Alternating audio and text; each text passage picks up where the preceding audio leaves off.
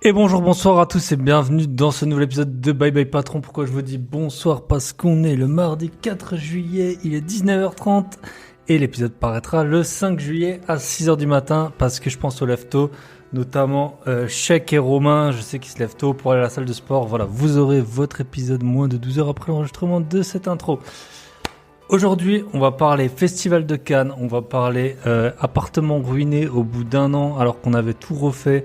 On va parler side business, on va parler de comment un business peut permettre de faire fructifier une passion, beaucoup de locations courte durée, du comment en freelancing on peut gagner des revenus qui sont 4 fois supérieurs à ses revenus en CDI. Voilà, beaucoup de choses avec Dimitri que j'avais rencontré à Paris il y a un peu moins d'un an quand j'étais allé et puis que j'ai revu entre temps. Voilà, Dimitri il a plein de choses à nous raconter, c'était très intéressant. Je vous préviens, l'épisode il est long. Souvent quand on a à la fois une partie comme ça passion, loisir, comme j'en ai parfois avec le sport, plus invest, plus le freelancing, ça fait beaucoup. Je vous avais fait un petit sondage sur Instagram, je sais pas si je vais continuer tout l'été à poster chaque semaine. Pour l'instant ça fait 2 ans que je poste toutes les semaines des épisodes. Je vois bien que l'été il y a moins d'écoute, il y a moins de retours. Moi je comprends, vous avez le droit d'aller en vacances, hein. Vous pouvez faire autre chose qu'écouter Bye Bye Patron en buvant du rosé. Mais vu que l'épisode il est très long et que moi j'ai énormément de choses à faire et j'avoue que j'ai accumulé énormément de fatigue avec beaucoup de projets ces derniers temps, peut-être ça s'entend à ma voix, et je suis pas certain qu'il y aura un épisode la semaine prochaine, mais allez, je vous spoil, j'ai enregistré 2 épisodes de hyper grande qualité avec je pense qu'à eux deux, mes invités, ils doivent quasiment être à plus de 500 000 followers. Un invité qui a fait 1,4 million avant 20 ans, 1,4 million à 20 ans, et un invité, un des invités les plus connus du monde de l'investissement IMO sur les chaînes francophones, et qui d'ailleurs a déclenché une bombe pas plus tard qu'hier. Voilà, donc vous aurez des épisodes de haute qualité, ne vous inquiétez pas, ce sera la semaine prochaine ou la semaine suivante selon mon emploi du temps. Avant de démarrer avec Dimitri, j'ai essayé de faire court. D'ailleurs, je rentre de voyage, c'est pour ça que je suis un peu fatigué. J'ai eu un vol qui arrivait tard. Ça y est, j'ai fait plus de 10 pays cette année. C'est allé plus vite que prévu en fait. Je suis même à 11 pays parce que j'étais à Rome et je suis allé au Vatican. Je n'avais pas prévu de compter ça dans les 11 pays. Mais voilà, Rome c'est top. L'immobilier est pas si cher que ça par rapport à d'autres villes d'Europe que j'ai pu voir. Et voilà, il fait beau, on mange bien. Le vin est pas cher, c'est une super belle ville. Si vous ne savez pas où aller, voilà, il commence à faire chaud. Mais vous pouvez aller à Rome, c'est bien pour la culture, c'est bien pour l'éveil des sens. Mais voilà, c'est un peu moins bon pour le summer body, mais là c'est trop tard de toute façon. Voilà, qu'est-ce que je voulais vous dire? Je vous le rappelle, ce sera la dernière fois que je vous le rappelle, le 8 juillet, donc je sais pas quand vous allez écouter cet épisode, 8 juillet, événement à Brumat, au plan d'eau, à partir de 19h. Vous êtes les bienvenus. C'est organisé par Manu, qui est le gérant du plan d'eau, tout simplement. Si vous voulez plus d'infos, vous m'écrivez, vous savez comment faire, ou alors vous allez carrément sur le site du Fun Park de Brumat. Il y aura, voilà, je pense qu'on sera à peu près une vingtaine d'investisseurs ou d'investisseurs en devenir sur l'événement. Ensuite, qu'est-ce que je voulais vous dire? La boîte à billets. Alors, petit point, j'ai ma plateforme de podcast qui fait une sorte de redirection. Vous allez peut-être, si vous avez cliqué sur YouTube ou via le podcast, vous avez eu peut-être un avertissement ou quelque chose. Donc maintenant, j'ai mis les liens, ils ne sont pas cliquables. Mais pour la boîte à outils de l'investisseur, vous allez sur www.boîteabillets.com ou sur mon site grosbillets.com. Vous connaissez bien sûr les billets, c'est toujours au pluriel, si ce n'est à l'appel qu'on les compte. Et donc vous pouvez nous rejoindre sur la boîte à billets. On a eu pas mal de commentaires très positifs. J'ai retenu ceux de Mehdi et Kevin qui m'ont dit, qui nous ont grandement remercié pour le partage. Voilà. On nous dit tout le temps qu'on n'est pas cher en plus, hein. Franchement, ça commence à faire plusieurs fois qu'on nous dit qu'on n'est pas cher. Est-ce qu'il ne faudrait pas augmenter les prix? En tout cas, le prix, il est à 13€. 49, je pense. Le prix de Netflix pour les 50 premiers arrivés. Voilà, on a quelques nouveaux membres qui arrivent chaque semaine. Donc, ne traînez pas. Pour vous dire, les 3 premiers épisodes. Premier épisode, David, conseiller en gestion de patrimoine, nous explique l'assurance vie et les SCPI. Deuxième épisode, c'était Stéphanie, l'épisode de la semaine dernière, qui nous a montré tous les plans, tous ses travaux par rapport au projet où elle a reçu 300 000 € de fonds publics. Troisième épisode, Michel, mon acolyte, qui est entre autres a des diplômes de chauffagiste et de plombier, vous explique il fait le tour de tous les corps de métier pour les travaux de base. Et au moment où vous écouterez cet épisode, il y aura l'épisode 4 de la boîte à outils qui va sortir avec un courtier.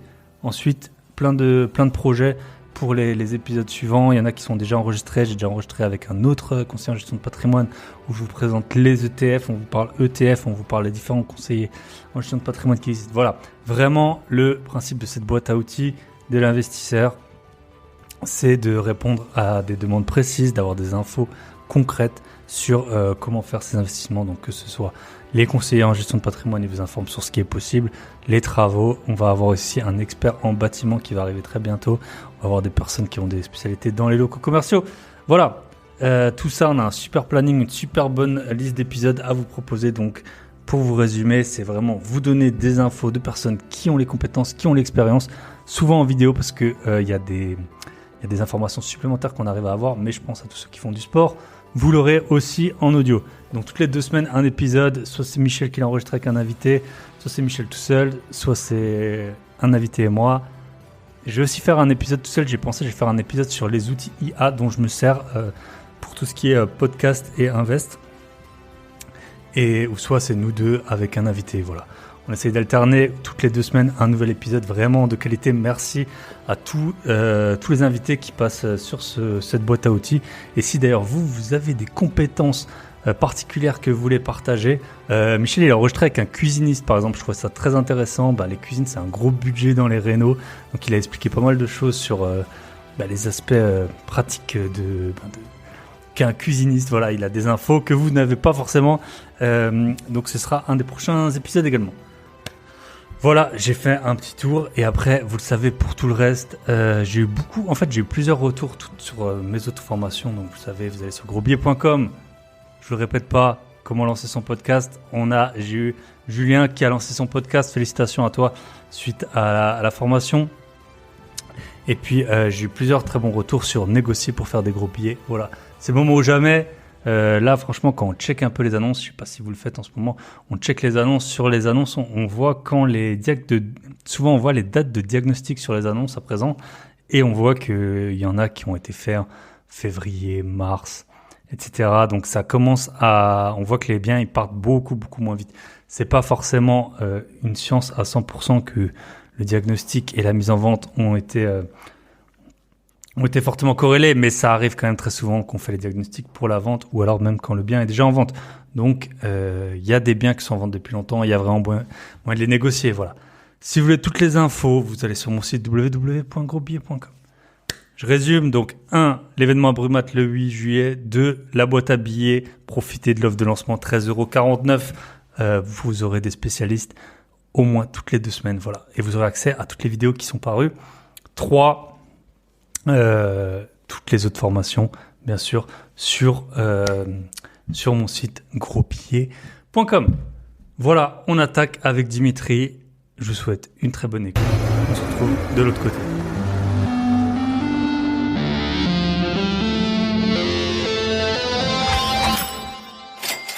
Et bonsoir à tous. Une fois n'est pas coutume, c'est en soirée qu'on enregistre. Et aujourd'hui, on enregistre avec un jeune papa. Parce que moi, maintenant, je commence à connaître les parents. Normalement, j'ai pas le droit d'enregistrer le soir. Mais là, voilà, visiblement, le bébé, il a pas encore le rythme de l'école. Donc, on est avec Dimitri. Salut Dimitri, comment ça va?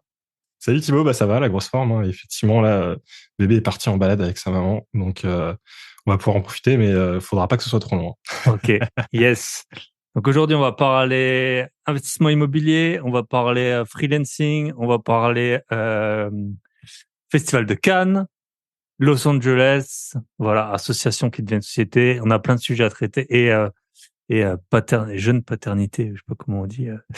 Voilà. Donc, écoute, si tu veux, je peux te laisser te présenter. Nous, on s'était rencontrés la première fois en physique, c'était à Paris, hein, je pense, quand j'étais passé l'an dernier.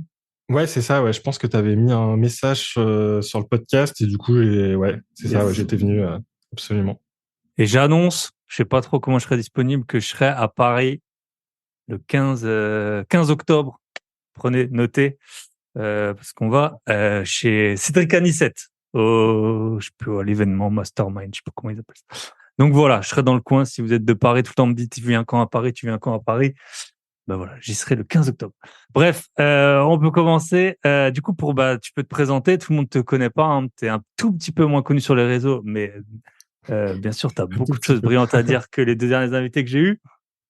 Tu peux te présenter. J'aime bien que les invités, justement, ils racontent une petite anecdote pour commencer le podcast, un peu quelque chose d'insolite, une petite première expérience professionnelle ou un stage ou quelque chose dans ce style. Ouais, bah, tu vois, j'en ai même deux, parce que je pense Bah qu'elles ont un écoute, peu deux aspects différents. Il y en a une qui est l'une des premières expériences que j'ai eues en job d'été, hein, ce truc qu'on fait souvent quand on est étudiant. Et en gros, j'avais été recruté par le ministère de la Défense pour les aider à déménager, en gros, une école qui était à Ballard, qui devait passer sur le plateau de Saclay. Et en gros, on faisait tout ce que les déménageurs ne font pas. Donc, tu vois, déjà, tu te dis que le boulot de déménageur, c'est pas génial. Et là, en fait, c'est ce que les déménageurs disent. Non, ça, je fais pas ça. Donc, on s'est tapé tous les tableaux de classe en ardoise à démonter, à descendre. Forcément, ça rentre pas dans l'ascenseur. Faut prendre les escaliers, etc. Enfin, tu vois, la galère pas possible. Le labo où, tu sais, t'as des fioles avec des produits chimiques. Tu sais pas trop ce que tu touches. Tu sais pas ce qui, voilà, c'était vraiment une expérience particulière, quoi. Après, c'est là où ils recrutent peut-être. Ils se disent, ouais, le plus ouais, con là, celui qui touche à tout sans masque. Allez, si on peut le prendre chez nous, là, il testera les nouvelles armes. c'est un peu ça, quoi. Mais n'empêche, ça te permet, tu vois, d'expérimenter un peu ce que c'est qu'un travail un peu dur, mais Ouais. physiquement, quoi. Et alors d'un côté, t'as le truc où le soir tu rentres, t'es éclaté. Par contre, ce qui est bien entre guillemets, c'est que t'as encore pas mal de bandes passantes sur, tu vois, Sur le tes réflexions cerveau. quoi, sur le cerveau. Tu peux encore bosser là-dessus. Donc ça, c'est la différence que t'as par rapport à d'autres jobs. Mais n'empêche que tu te dis, purée, si tu fais ça 10 ans, 15 ans, 20 ans, 30 ans, Mm. mais en fait, à la fin, t'es rincé, t'en peux plus, c'est pas possible, Ouais. quoi. C'est, enfin, de toute façon, même les déménageurs que je croisais, déjà, tu vois que les gars, en fait, tu vois, ils essaient de faire un peu le moins d'efforts possible, mais je les Mm. comprends, les gars, ils font ça Mm. depuis des années, donc dès qu'ils peuvent, tu sais, utiliser la machine qui permet de faire monter les trucs par les fenêtres, etc. Enfin, ils portent rien, ils mettent tout sur les chariots, enfin, ils minimisent un maximum, mais parce qu'en Bah, bien fait, sûr. sinon, Sinon, t'es t'es mort. complètement mort, quoi. C'est ça, ouais. Donc ça, Et- c'était un peu la première expérience tu vois, du job un peu en mode chantier, un peu l'ambiance, voilà, où Et tu bosses avec les bras, ouais. c'est marrant, parce que nous, on aime bien l'administration française, hein, que ce soit pour les Airbnb, les DPE et tout. Le jour, j'écoutais une émission sur la pénibilité au travail et ils expliquaient qu'en fait, être déménageur, c'était pas considéré en France, parce que sinon, tu as des régimes spéciaux, je sais pas quoi, de retraite, comme un métier pénible parce que tu portes moins de la moitié de ta journée. Parce que forcément, tu conduis le camion et tout. Donc, sachez que selon l'État français, être déménageur n'est pas un métier pénible. Ok, ouais. Donc Ouais, voilà. c'est vrai que. Non, et puis, ouais, d'ailleurs, je sais même pas comment je me suis retrouvé à bosser pour eux, parce qu'en plus, j'étais avec un contrat de vacataire. Enfin, je sais même pas. Mais effectivement, ouais, des fois, les règles s'appliquent pour beaucoup de monde, mais pas pour tout le monde. Ouais, Enfin, voilà. et la deuxième expérience, c'est en fait, j'ai bossé à un moment donné en tant que photographe, mais on en parlera aussi un peu plus tard, parce que ça fait Mm. partie aussi des autres projets de vie que j'ai. Et en gros, c'était un job que je faisais, pareil, l'été. Et je travaillais donc en région parisienne, tu as un endroit qui s'appelle le jardin d'acclimatation. C'est un espèce de petit parc avec l'entrée qui est payante mais qui coûte quasiment rien. Et à l'intérieur, c'est un peu comme une foire. Tu payes pour chaque truc que tu fais. Et je devais faire des photos des gens en fait là-bas. Et derrière, on avait un espèce de stand où on vendait les photos, tu vois, comme ça aux personnes, Imprimé. voilà, imprimer un petit peu ce que tu as dans les parcs d'attractions, etc. Donc ça marche super bien quand tu le fais dans un parc d'attractions parce que tu sais, c'est un peu l'événement. Tu vas pas, voilà, tu vas pas tous les jours. Sauf que en fait, quand tu es dans un jardin qui est à côté d'une zone résidentielle où en plus, bah, tu sais, enfin, t'as des parents avec un gros niveau de revenus, donc en fait, eux payer 4 euros pour aller au parc, ils peuvent le faire tous les jours. Bah, en fait, c'est des gens qui sont un peu là en mode, bon, tous les jours, quoi. C'est pas un événement incroyable d'aller au parc, quoi. Donc, ils en ont un peu rien à faire. Et donc, ce qui était intéressant, c'est que tu devais aller vraiment voir les gens un peu comme ceux qui font les demandes de signature pour les associations, quoi. Tu vas chercher les gens à Ah la ouais, sortie du métro, WWF, là, tu devant vois, la pour leur Fnac. vendre un peu, leur vendre des photos et pour les convaincre de faire un shooting photo avec eux. Et en plus, c'est population parisienne, donc les gens qui sont tout le temps sollicités, qui ont pas le temps, enfin, super dur, quoi. Et donc là, c'était intéressant dans le sens où tu te prenais des bâches, mais vraiment, mais toute la journée, t'essayais au max. Et puis en plus, plus t'es découragé, plus ça se voit, plus il y a de chances que le mec te dise non. Ouais, c'est comme les Donc en gars qui fait, donnent c'est des un cercle prospectus. vicieux, Parfois, ils ouais. essayent même plus, tu sais, ils te voient, C'est ça, ouais. Donc t'as un espèce de cercle vicieux. Et en plus, bah pareil, je bossais pour une boîte qui entre-temps a coulé parce qu'elle s'est pris trop de procès au prud'homme. parce que ils nous laissaient pas faire de pause, on n'avait pas le droit de boire, on bossait par 40 degrés dehors, enfin tu sais des super conditions de Hmm. travail. Il y avait un peu un esprit koh tu commençais la saison, tu vois, il y avait 10 personnes, puis au fur et à mesure des semaines, il y avait des éliminés quoi. À la fin, à la fin, il en restait de moins en moins quoi. Et donc voilà, Yes. pareil, c'était intéressant, mais ça m'a montré que même quand t'as le truc où soi-disant tu bosses dans une passion, parce que moi j'étais passionné de photo, bah Hmm. en fait quand on te met 1 million de contraintes autour et dans des conditions pourries, bah enfin ça a beau être ta passion, c'est pas rigolo quoi. C'est Hmm. et pareil quoi, t'as vraiment pas envie de faire ça toute ta life. Et aussi depuis, j'ai plus du tout le même regard sur les gens qui viennent t'aborder dans la rue, tu sais, pour demander Ah bah les aides et souvent tout, ils ont parce pas qu'en le fait choix. c'est vraiment dur. Et t'as ce truc là où c'est comme si t'étais plus comme si t'étais plus une personne en fait. Les Hmm. gens ils te voient plus comme tu sais genre une gêne ou un truc, mais Ouais, c'est ça. dans la tête des personnes, ça switch, quoi. T'es une contrainte, tu viens les solliciter et t'as même plus le droit à un bonjour, enfin, ils te répondent même pas, enfin, même, ils t'ignorent, ils font comme s'ils te voyaient pas, et ça, c'est vraiment dur, en vrai. Hmm. Donc, tu te dis que bon, il y a des jobs pas rigolos, quoi, que t'as un peu envie Yes. d'éviter. Ouais, voilà. Et puis il y a des jobs, t'as beau faire être le meilleur dans ce job, c'est si à la base les dés ils sont pipés, enfin voilà, t'y arriveras jamais ou tu seras usé ou tu. Yes, c'est très intéressant. Et c'est comme le sport, tu sais, j'en parlais avec moi une fois, j'ai une bonne copine qui est prof de français et je lui dis mais franchement vous dégoûtez tous les gens. Moi maintenant je lis plein de livres sur plein de sujets, j'aime trop. Mais moi on m'a dégoûté tout le collège-lycée à lire des livres avec de l'ancien français, Marivaux et tout ça, où en fait ça a dégoûté tout le monde de lire. Et en fait, je dis, tu crées un peu des abrutis, parce qu'après, plus personne n'aime lire à cause de l'école. Et elle me défendait que c'était pas vrai, que c'était comme le sport, les gens ils aimaient pas aller au sport à l'école, alors qu'après ils en font. Je sais pas si on peut dire la même chose, mais c'est vrai qu'il y avait aussi plein de contraintes, de trucs qu'on n'avait pas le droit de faire et tout au sport, on choisissait pas. Je sais Donc, pas, je suis pas convaincu, hein. Moi, j'aimais bien ouais, le sport ouais, à l'école. Par contre, lire, c'était compliqué. Et tu vois, c'était depuis que j'ai ça. arrêté, j'arrête pas de lire. Donc, tu vois, il doit y Ouais. avoir quand même Et, ouais, quand les même, sujets de lecture, voilà. ça change, quoi. Yes, exact. Ok, top. Bon, on a fait notre petite parenthèse. Bah, tu peux peut-être juste nous dire quel âge t'as, où t'habites? Ouais, bah du Euh, coup, je l'ai un peu évoqué sur mes expériences de job d'été, mais je suis de région parisienne. Alors j'ai quand même un petit peu bougé. En fait, pendant mes études, j'ai fait des études à la base en électronique, puis après pour devenir ingénieur son. Donc pareil, encore une expérience de job, hein. J'ai travaillé en fait, je suis parti 2 ans en Angleterre pour travailler sur un diplôme d'ingénieur son. Je suis revenu en France travailler 1 an dans des studios en stage, hein, les stages prolongés plus, hein. 300, Euh, 440 € par mois, là, moi, je me ouais, souviens. voilà, ouais, exactement, ouais. Mais On déduisait encore les tickets c'est restaurant. ça, exactement. Alors franchement, j'ai adoré, j'ai appris plein de trucs, c'était top. Mais par contre, j'ai vu un truc qui m'a fait vraiment peur à cette époque-là, parce qu'au début, forcément, tu sors d'études, tu sais pas trop ce que tu veux faire, t'es un peu perdu. Enfin, moi, en tout cas, j'étais dans cette situation-là. J'avais fait un DUT en électronique en me disant, bon voilà, je peux le faire par rapport à ce que je connais, ça a l'air sympa. On me dit qu'il y a du boulot, je vais là-dedans. Puis à la fin du DUT, je me dis ouais, mais quand même, travailler dans l'électronique, ça a pas l'air super rigolo. J'ai pas trop envie de faire ça. Et bah, mon école, elle avait un plan où tu pouvais partir en fait faire un espèce d'échange. Ils te faisaient une équivalence, tu partais en Angleterre et ça te permettait d'avoir un bachelor là-bas. Tu le faisais sur 2 ans. Et tu pouvais complètement changer de thème. Donc, je passais de l'électronique au métier d'ingénieur qui est assez différent, même s'il y a des petits liens. Et j'ai sauté sur l'occasion. Derrière, bah, ça m'a permis d'avoir l'expérience professionnelle où je me suis dit, bah, autant faire un stage. C'était un truc qui était optionnel, mais je me suis dit, autant voir ce que ça dit de travailler dans le boulot. Et là, j'ai découvert tout un univers qui était top, hein. C'était vraiment studio d'enregistrement. Donc pas un gestion live, hein, c'est 2 métiers assez différents.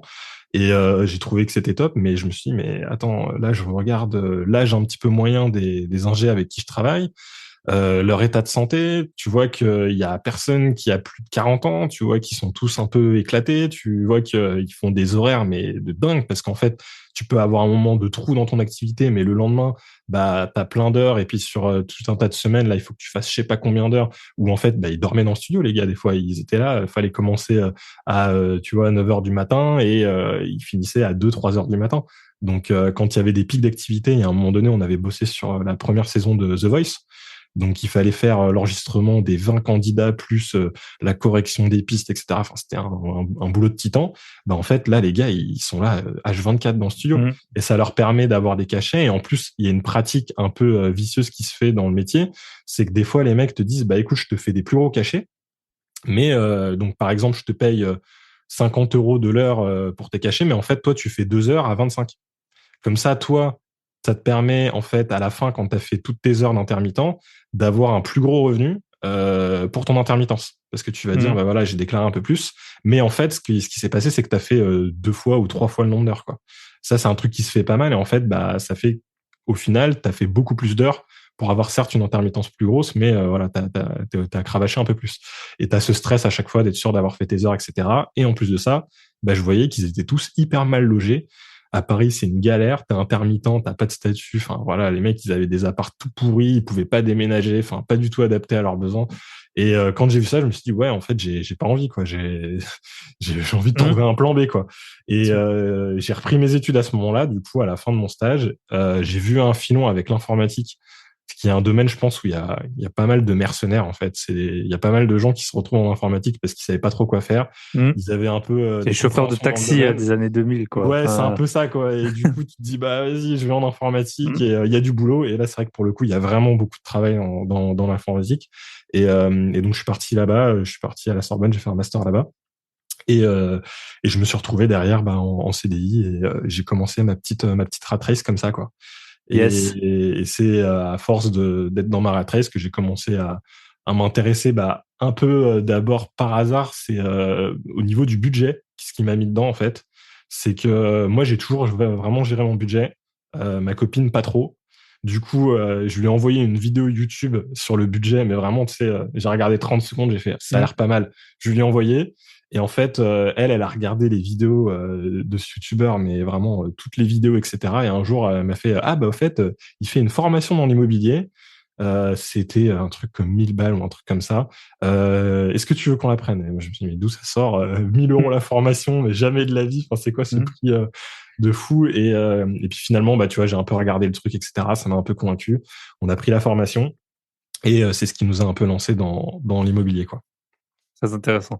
C'est marrant, enfin, pour en revenir aux ingé son, moi j'étais auditeur, alors c'est un métier où en fait tu as des associés, enfin commissaire aux comptes, on va dire, après mes études, tu as des associés, ils sont super bien payés, mais tu travailles énormément et c'est aussi pour ça que je me suis barré. Alors je sais qu'ils gagnent bien leur vie, hein, c'est vraiment en centaines de milliers d'euros par an, en tout cas là où j'étais.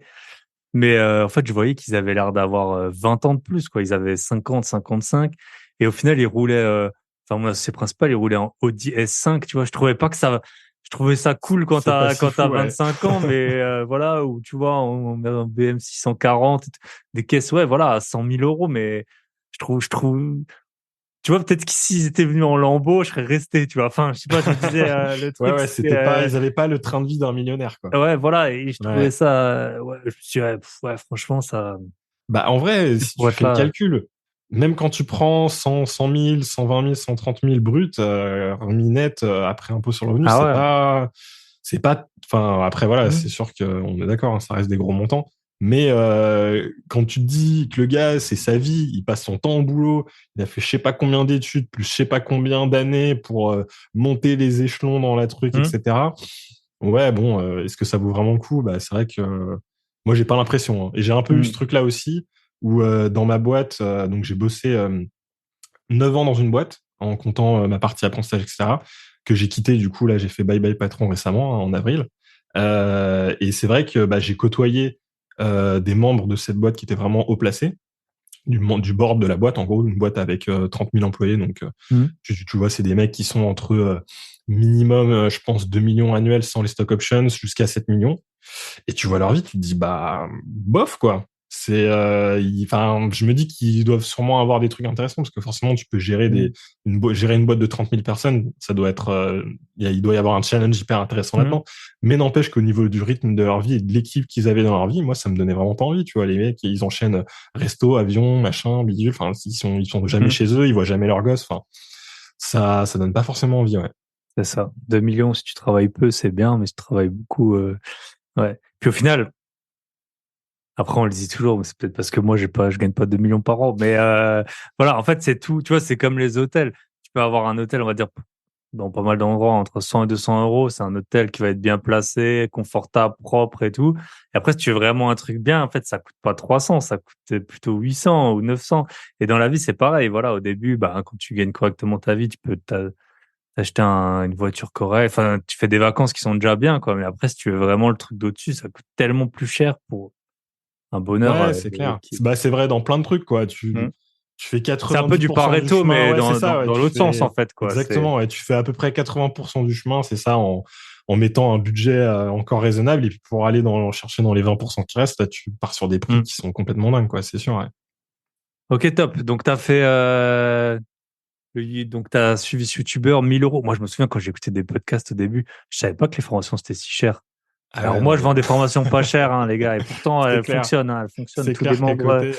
Tous les membres du Club Alors, Invest pourront vous l'assurer. Mais c'est vrai que moi, j'écoutais des YouTubeurs, ils disaient jamais les prix. Alors je vous donne un ouais, petit ouais, hack c'est de clair. podcaster. En fait, on dit pas les prix parce que si les prix ils changent, et ben voilà, ton podcast il est plus d'actualité. Donc on parle toujours en pourcent. Ouais, il y a une promo et tout. On dit pas Ouais, les tu prix. m'étonnes. Et quand j'étais voir que ça coûtait des milliers d'euros, alors après, c'est vrai que si tu fais, et très souvent, bah, dans l'immobilier, tu peux faire gagner, ça arrive super souvent qu'on aide des membres à négocier, à des petites astuces qui te font gagner des milliers d'euros. Mais la première fois que j'ai su que ça coûtait plus que 1 000 euros, et c'est pareil quand tu es en entreprise, quand tu te fais former à une journée, bah, toi c'était dans l'IT, les gars on les paye souvent 2 000 à 3 000 euros la journée, quoi, si tu as un gars qui vient pour 20 ou 30 personnes, quoi. Donc, c'est pas si choquant, mais le jour où tu le sais, Non, ça pique quand même, ouais. ouais, c'est clair, c'est clair. En tout cas, on s'est vraiment posé la question. J'aurais pas pris la formation si j'étais tout seul, c'est sûr. Mhm.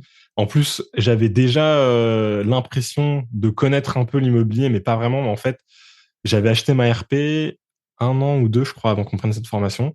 Et la RP, en fait, quand je l'ai pris, je sortais de mon logement d'étudiant. J'avais un truc Mhm. d'étudiant que j'avais chopé via ma boîte. Ils avaient des logements 1% patronal. Vraiment le micro studio qui faisait 14 mètres carrés dans un truc un peu style Crous. Et en fait, à la fin de mon apprentissage, je devais partir. Et je me suis dit, bah, quitte à partir, c'est con, quoi. J'ai pas envie de payer un loyer avec l'argent qui part par les fenêtres. Je vais acheter direct parce que je me souvenais que mon beau-frère, il y Ah, a tu des devais années, partir du logement, c'est je ça, devais ouais. partir du logement, ouais. Mhm. Et je me souvenais que mon beau-frère qui m'avait dit il y a des années, ah, quand j'étais jeune, si jamais, à la place d'acheter une belle voiture et machin, etc., j'avais acheté un appart, tu te rends compte, là, il serait déjà à moitié payé. Et ça avait un peu planté une graine, quoi. Parce que, bah, moi, en tout cas, de mon milieu, dans mon milieu, on n'a jamais eu une bonne gestion de l'argent, hein. Voilà, c'était plutôt compliqué. J'ai été élevé par ma mère, elle a été surendettée. Enfin, c'est un truc, tu vois, où c'est pour ça que derrière, moi, j'ai vraiment appris à gérer mon budget, etc. Parce que je me suis dit, je veux pas retourner là-dedans. Mhm. Pareil, j'avais pas mal de peur avec le crédit parce que forcément, bah, quand t'as connu le surendettement, tu te dis, oulala, faut surtout pas. Mais j'ai compris le distinguo entre mettre un crédit pour acheter de l'immobilier et mettre un crédit juste bah, dans des objets, quoi, Mhm. dans du Ou des crédit à la vacances. consommation. Ouais, bah même pas en plus. Enfin, Mhm. voilà, c'est plus, tu sais, t'as un rythme de vie légèrement supérieur à ce que tu pourrais assumer. Après, forcément, bah voilà, une mère seule qui élève des enfants, c'est jamais simple. Et donc forcément, bah ça s'accumule. Et à l'époque, ce qui est arrivé à ma mère, c'est qu'elle avait pris des crédits revolving. Et les crédits revolving, en fait, enfin, c'est scandaleux, quoi. Ça devrait même pas exister. Mhm. C'est-à-dire que tu te retrouves à payer en intérêt des sommes qui sont supérieures à ce que tu as emprunté, mais à des Mhm. montants, mais enfin, c'est dingue, quoi. T'as emprunté 1000 balles, tu rembourses 3000, 4000 euros, quoi. C'est des trucs, enfin, c'est Si pour tu ça que regardes d'ailleurs, maintenant, ça ça a a été été, bien réglementé, j'ai ouais, l'impression, ça hein. a Tu été vois beaucoup, réglementé, beaucoup mais moins de pubs. maintenant, ce qu'ils font, c'est aussi vicieux, hein, c'est qu'ils font les cartes, tu sais, la carte Ikea, la carte Cultura, Mhm. la carte machin. Et en fait, quand tu utilises ta carte pour même un tout petit montant, ça te déclenche automatiquement un crédit d'une beaucoup plus grosse enveloppe qui a pareil un pourcentage de 15-20% Mhm. d'intérêt hein, par an, enfin un truc énorme.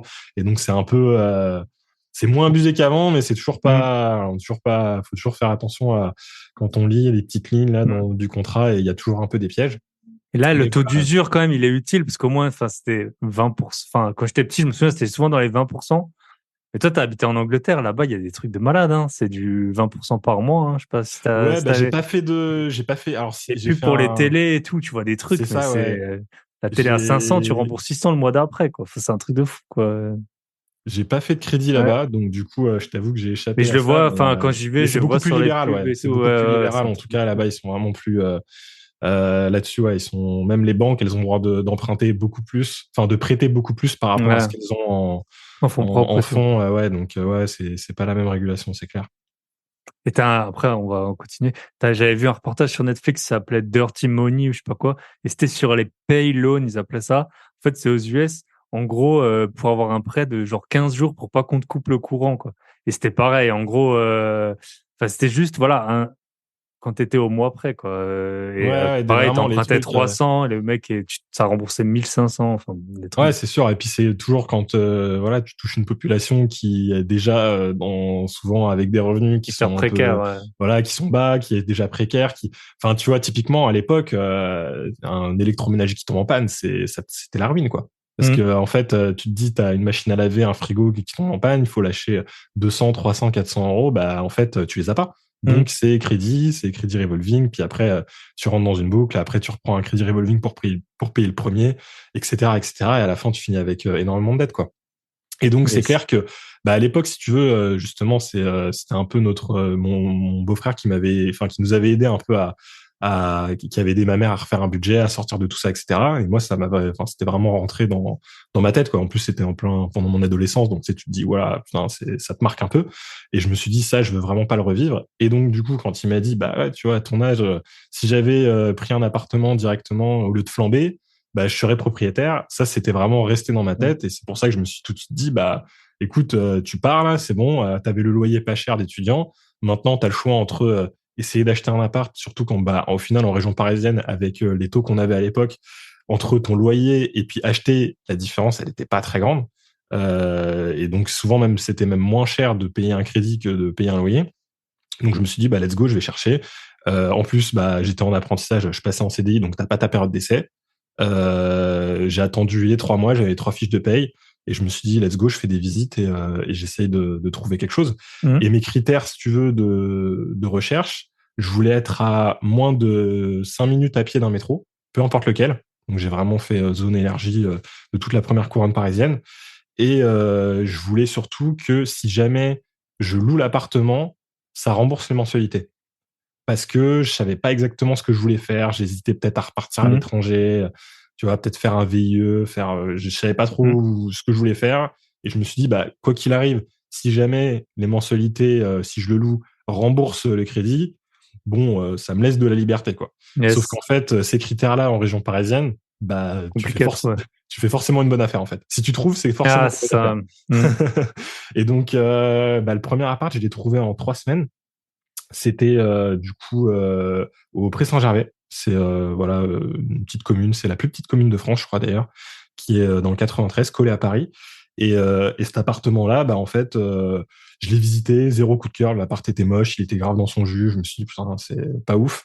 Et je l'ai visité pas convaincu. D'ailleurs, quand je l'ai visité, à la base, je devais visiter un autre appart, mais l'agent immobilier m'a dit ah bah si vous voulez, j'ai celui-là qui vient de rentrer, etc. Donc enfin le fameux off market quoi. Mhm. Et donc j'ai fait ok, autant le visiter.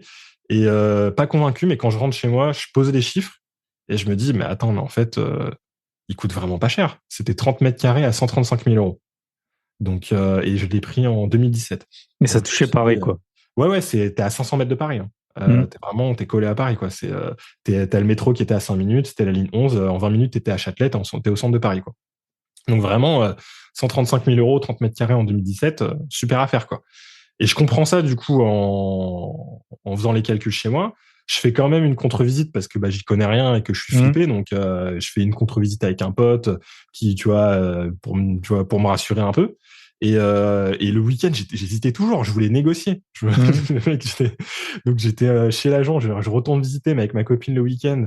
En mode toujours, j'hésite. Je sais pas. Est-ce qu'on le prend pas. J'essaie de négocier. Je me dis, est-ce que je négocie 3000 balles? Et là, en fait, tu as l'agent immobilier, tu avais des gens qui visitaient juste derrière nous.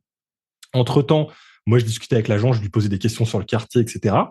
Et l'agent immobilier qui a fait la visite après nous rentre dans la pièce et dit, moi, mes clients, il achète ton client.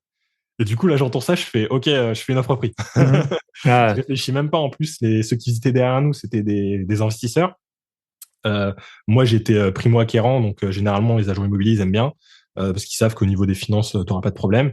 Avec un bon profil. Au niveau de l'endettement, j'étais en dessous de ce que je pouvais faire parce que pareil, je me disais, vaut mieux prendre un petit truc, vaut mieux pas que je mhm. me mette au max de mon endettement, comme ça me fera pas un gros crédit si derrière je veux prendre plus grand ou quoi, j'ai un peu de capacité d'emprunt. Et donc du coup, bah c'est comme ça que je suis parti quoi. Et vu que j'ai fait l'offre prix, bah derrière ils sont censés être obligés de te le vendre. J'étais le premier à visiter, donc c'est comme ça que j'ai pu avoir cet appart. Et effectivement, bah super bonne affaire sans trop le vouloir quoi. Yes. Bah, moi, ça m'est arrivé aussi plusieurs fois, ce genre de c'est marrant parce que moi, alors je voulais pas le louer ma première RP, mais j'étais aussi dans une ville super chère et je savais pas si j'allais rester et je voulais que ça se revende facilement, quoi. C'était vraiment mon critère, c'était, revendre facilement donc surtout ne pas accepter de même des trucs qui te dérangent pas, tu vois? Genre, qu'il y ait une vue sur une station-service, tu vois? Je sais que ça dérange pas mal de gens. Bon, c'est pas super, top non plus, mais ça vraiment, j'avais visité un bien là-dessus, bah, je l'ai pas pris. Les avions au-dessus, ils étaient un peu loin, mais au-dessus, j'ai pas pris. Tu vois, je voulais vraiment qu'en mode, ouais, s'il se passe quelque chose, je puisse revendre super vite. Bon, toi, c'était loué, mais en tout cas, on était déjà dans le même état Ouais, d'esprit, c'est plus ou ça. Ouais. moins Après, il y au a même âge, quoi.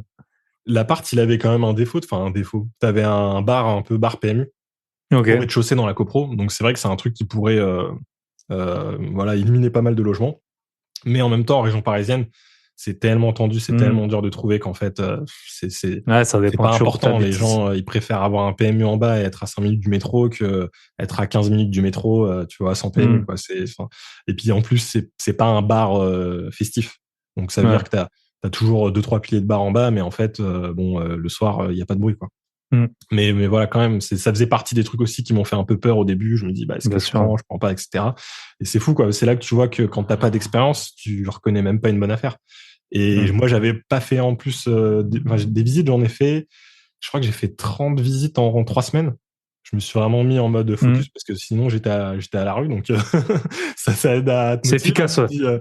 dis, j'ai pas de plan B, il me faut un appart, sinon j'ai rien du tout. Donc là, du coup, ça te motive et ça te permet aussi d'avoir des critères un peu plus étendus. Donc forcément, bah, ouais, j'ai fait 30 visites, mais les 30 visites, elles étaient tout autour de Paris. Hein. C'était vraiment pas les Hmm. mêmes villes. Mais j'ai vu plein de biens différents. Et bah, ça m'a permis aussi de voir un peu, de détecter quand même que celui-ci, il avait quelque chose de particulier, en tout cas au niveau du prix, quoi. Yes. Ouais, mais c'est comme ça quand même qu'on teste le marché et tout. Moi, ça m'est arrivé il y a pas très longtemps de faire bah, une nouvelle ville. Voilà, j'étais pas habitué à acheter. Bah, j'ai fait 25 visites dans la semaine et puis t'arrives à avoir très vite une bonne idée du marché, hein. Ça marche mieux même si tu connais déjà la ville, tu as déjà investi, ben voilà, les tendances, typiquement en ce moment, il y a la hausse des taux. Si tu veux voir un peu la tension, c'est pas la même qu'il y a un an. Tu y repenses, franchement, il y a un an et maintenant, tu as C'est l'impression que clair, c'était deux mondes complètement c'est différents. clair. Ok, Du- top. Ouais, Donc ouais, vas-y. j'allais dire, ouais, du coup cet Investissement. appartement, justement cet appart, bah tu vois, je l'ai revendu au bon moment parce que je l'ai revendu bien en haut de la courbe en 2022 et tu vois, alors il y avait quand même des travaux, hein. On a fait 25 000 de travaux dedans et plus les frais de notaire, mais derrière je l'ai revendu 245 net vendeur. Donc 80 000 euros de plus-value. en 2022, ouais. Et là c'est pareil, je me suis dit ah ouais, laisse tomber ça. Enfin, ça, c'est clair, quoi. Et ça m'a permis de lancer un autre des gros projets qu'on a fait, toujours en région parisienne, où là, en fait, c'était censé être notre résidence principale. Et c'était une grosse maison avec arrêté d'insalubrité et avec des dépendances. Et en fait, on a tout rénové. On a eu des méga galères sur les travaux, mais des galères, laisse tomber. Vas-y, raconte, hein. Bah, On la est là pour boîte, en ça. fait, le mec a coulé sa boîte, quoi. Tout simplement. La boîte, dépôt de bilan, etc. Et il a pas fait les finitions du chantier. Et il a pas arrêté à la base, on avait signé pour un devis. Il y avait 182 000 euros de travaux. Donc, Ah, quand vraiment un même, gros ouais. projet. Hein. Il fallait refaire la Mm. toiture, fallait tout refaire. Et en plus, ça, c'est un autre truc, mais en région parisienne, les travaux sont plus chers parce que, bah, voilà, je sais pas, t'as le coût de la vie, etc. Mm. En plus de ça, je pense que c'est pas ma force, mais là, du coup, j'ai pris pas mal d'expérience là-dessus, mais j'étais pas hyper calé en travaux. Enfin, je pense que c'était pas un de mes points forts. Tu vois, j'ai essayé pourtant de faire plusieurs boîtes, de blinder le truc. Ouais, mais J'ai fait signer un contrat carrément. Tu vois, j'ai fait un contrat j'ai oublié ces contrats de travaux, je sais pas quoi, où tu reprends un par un tous les trucs du devis, mm. tu remets tout ce qu'il va faire, etc. J'ai essayé de blinder le truc, hein. Mais en fait, le gars, il m'a dit quoi à la fin? Il m'a dit, mais tu sais, ton chantier, je m'en fous, je viens plus, je coule la boîte, j'en monte une, quoi. Le mec m'a dit ça, quoi. Je fais, putain, Mm. tu deviens fou, quoi. À la fin, Mm. t'es là, toi, t'es dans ta galère. On a habité dans le chantier de avril jusqu'à ouais que ça se finisse vers octobre. Avril 2022. Ouais, jusqu'à octobre, novembre, avec du coup ma femme qui était enceinte. Enfin, super ambiance, quoi. T'es en plein en fin de chantier avec de la poussière partout. Et en fait, le gars faisait rien, quoi. Donc, à la fin, toutes les finitions, je les ai fait moi-même. Donc, j'ai appris plein de trucs. Donc, ça, c'est pas mal. Ça m'a permis de, tu vois, d'un peu apprendre tout ça. Mais à côté, t'as le boulot. Enfin, tu passes tous tes week-ends, du coup. Tu reviens chez toi, t'es encore dans le chantier. Enfin, c'est Mm. vraiment la grosse galère. Et ouais, Et je pense clairement. que c'est marrant, l'épisode que de la semaine dernière, c'était aussi sur les galas. Faut vraiment pas sous-estimer les. Enfin, 182 000 euros de chantier. Ouais, Tu mais cons- encore, c'est, c'est un, je t'ai pas dit le prix final, hein. Le Ouais, prix ouais, non, mais final, déjà, c'est énorme, quoi. Enfin, c'est je veux dire, énorme, ouais. c'est pas Ouais, ouais, les c'est euros, énorme. c'est tout ce que ça comporte comme travaux. Enfin, Comme travaux et sujets et comme potentiel galère. Donc, typiquement, on a dû refaire toute la toiture avec la charpente. Parce que forcément, dès que t'enlèves le placo, tu vois tous les problèmes. La charpente, elle était bouffée. Quand on a enlevé le placo, on s'est rendu compte que structurellement, il y avait des trous dans les murs, des anciennes cheminées qui étaient pas comblées, enfin des trucs. Donc, il fallait remettre des parpaings, faire de la maçonnerie, etc. Il y a un plancher, on a dû le refaire. Pareil, parce que en fait, il y avait un plancher qui avait une différence de hauteur. Du coup, tu as dû tout remettre à plat parce qu'on voulait faire des combles aménageables. Donc, si tu gardais ton chantier, enfin ton plancher avec une marche, bah, t'avais pas assez de hauteur sous plafond. Enfin, plein de galères. En plus, on avait pareil, on a fait des DP parce on a posé des Velux. On a refait l'isolation complète pour avoir un truc. Donc là, la maison, elle est en C. Donc, on a fait vraiment un truc au top. Et on a refait aussi le ravalement de façade. Alors, l'avantage, entre guillemets, c'est qu'en Île-de-France, bah, même en ayant des méga galères sur tes travaux, et au final, le prix, on en a eu hors meuble, je crois qu'on est quasiment à 250 000 euros. mhm. Donc, toute la plus-value que j'ai fait sur mon appart, elle est partie dans les travaux. Ça, c'est salut. Mhm.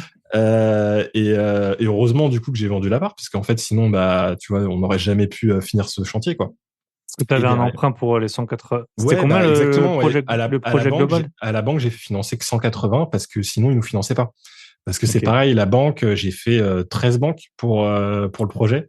Parce que pareil, on était carrément au-dessus des plafonds. On est C'était passé combien le par projet en tout? l'achat, c'était 480. Tu rajoutes les frais de notaire et 180 de travaux. Donc voilà, je te laisse faire le calcul. 480, ouais, ouais, dans les 700, quoi. C'est ça, ouais. Et sachant qu'en plus, bah voilà, on se doutait que les travaux, le mec, tu signes un devis à 180, on savait qu'il y allait Tu avoir payes toujours plus cher, au mais ouais. moins 10% de plus. Donc de toute façon, je Et me tu payes disais, bon, jamais moins cher. C'est comme voilà, les impôts. exactement. Je me suis dit, de toute façon, entre-temps, on vend mon appart, parce qu'en plus, il y avait un pré-relais. Et alors ça, conseil vraiment pour les auditeurs, les pré-relais, mauvaise idée. Ça fait des dossiers compliqués pour les banquiers. Du coup, moi, c'est pour ça que j'ai fait 13 banques. Au final, la banque qui nous a financé, c'était ma banque de départ. C'est juste qu'ils ont mis au moins 7 mois à nous faire le dossier. Donc moi, je commençais à flipper. Je me suis dit, ils vont jamais nous financer. Du coup, j'ai fait le tour des banques pour, tu vois, être sûr qu'on ait Mhm. quelque chose. Et clairement, en fait, quand merde, j'ai perdu Bah, quand tu fais quand les tu fais un 13 banques, pré-relais, le pardon, pré-relais, ouais, ça voilà, complique le les pré-relais, choses. ça complique le dossier. En fait, les banquiers, ils te disent oui, oui, ne vous inquiétez pas, machin, etc. Tu leur envoies toutes les pièces, ils te répondent pas. Ils te ghostent complètement, t'as pas de news. Je pense qu'ils ont pas le temps. Derrière, ils ont des gens qui ont des dossiers tout simples. Ton dossier galère avec un pré-relais, machin, ils en Mhm. veulent pas. Donc, ça aurait été plus simple de vendre l'appart, même de prendre un D'être locataire. logement Ouais. à l'arrache en location, même un Airbnb limite, tu vois, enfin Mhm. d'aller prendre un garde-meuble pour 3, 4, 5 mois, 6 mois, et derrière d'aller voir la banque avec en plus bah, la somme que tu as encaissée en vendant, quoi. Donc Mhm. une jolie somme pour leur dire, ah, regardez, Pour c'est l'apport joli, et tout ça. Ouais. etc. Pour l'apport, exactement, plutôt que de faire un pré-relais, quoi. Parce qu'en Mhm. plus, le pré-relais, au final, de toute façon, il y a une grosse partie qui part en apport. Et ça fait flipper les banques, ça rajoute du risque, ça fait que ton dossier est compliqué. Enfin bref, on a vraiment galéré du coup pour le faire passer. Finalement, il est passé, mais l'une des conditions pour la banque, c'était de réduire le devis travaux. Donc, je leur avais envoyé plusieurs devis travaux. Ils m'ont dit OK, mais pour le devis à 182, sachant que je savais que ça allait être au moins 10% plus cher. Mhm. Mais voilà, au final, je m'attendais pas à ce qu'on arrive à 240 000, quoi. Enfin, même Mhm. 250 à la fin. Ouais. Tellement on a eu des ajouts, etc. Mhm. Et le mec faisait que rajouter des trucs. Ah oui, mais ça, c'était pas dans le devis. Ah oui, mais ça, c'était pas dans le devis. Mhm. Ah, mais il y a ça, ah, mais il y a ça. Et c'est là où il fait toute sa marge. Et en plus de ça, je suis tombé sur un entrepreneur qui était pas organisé. Donc le gars, il a pas bien, enfin, il a pas bien provisionné son matériel.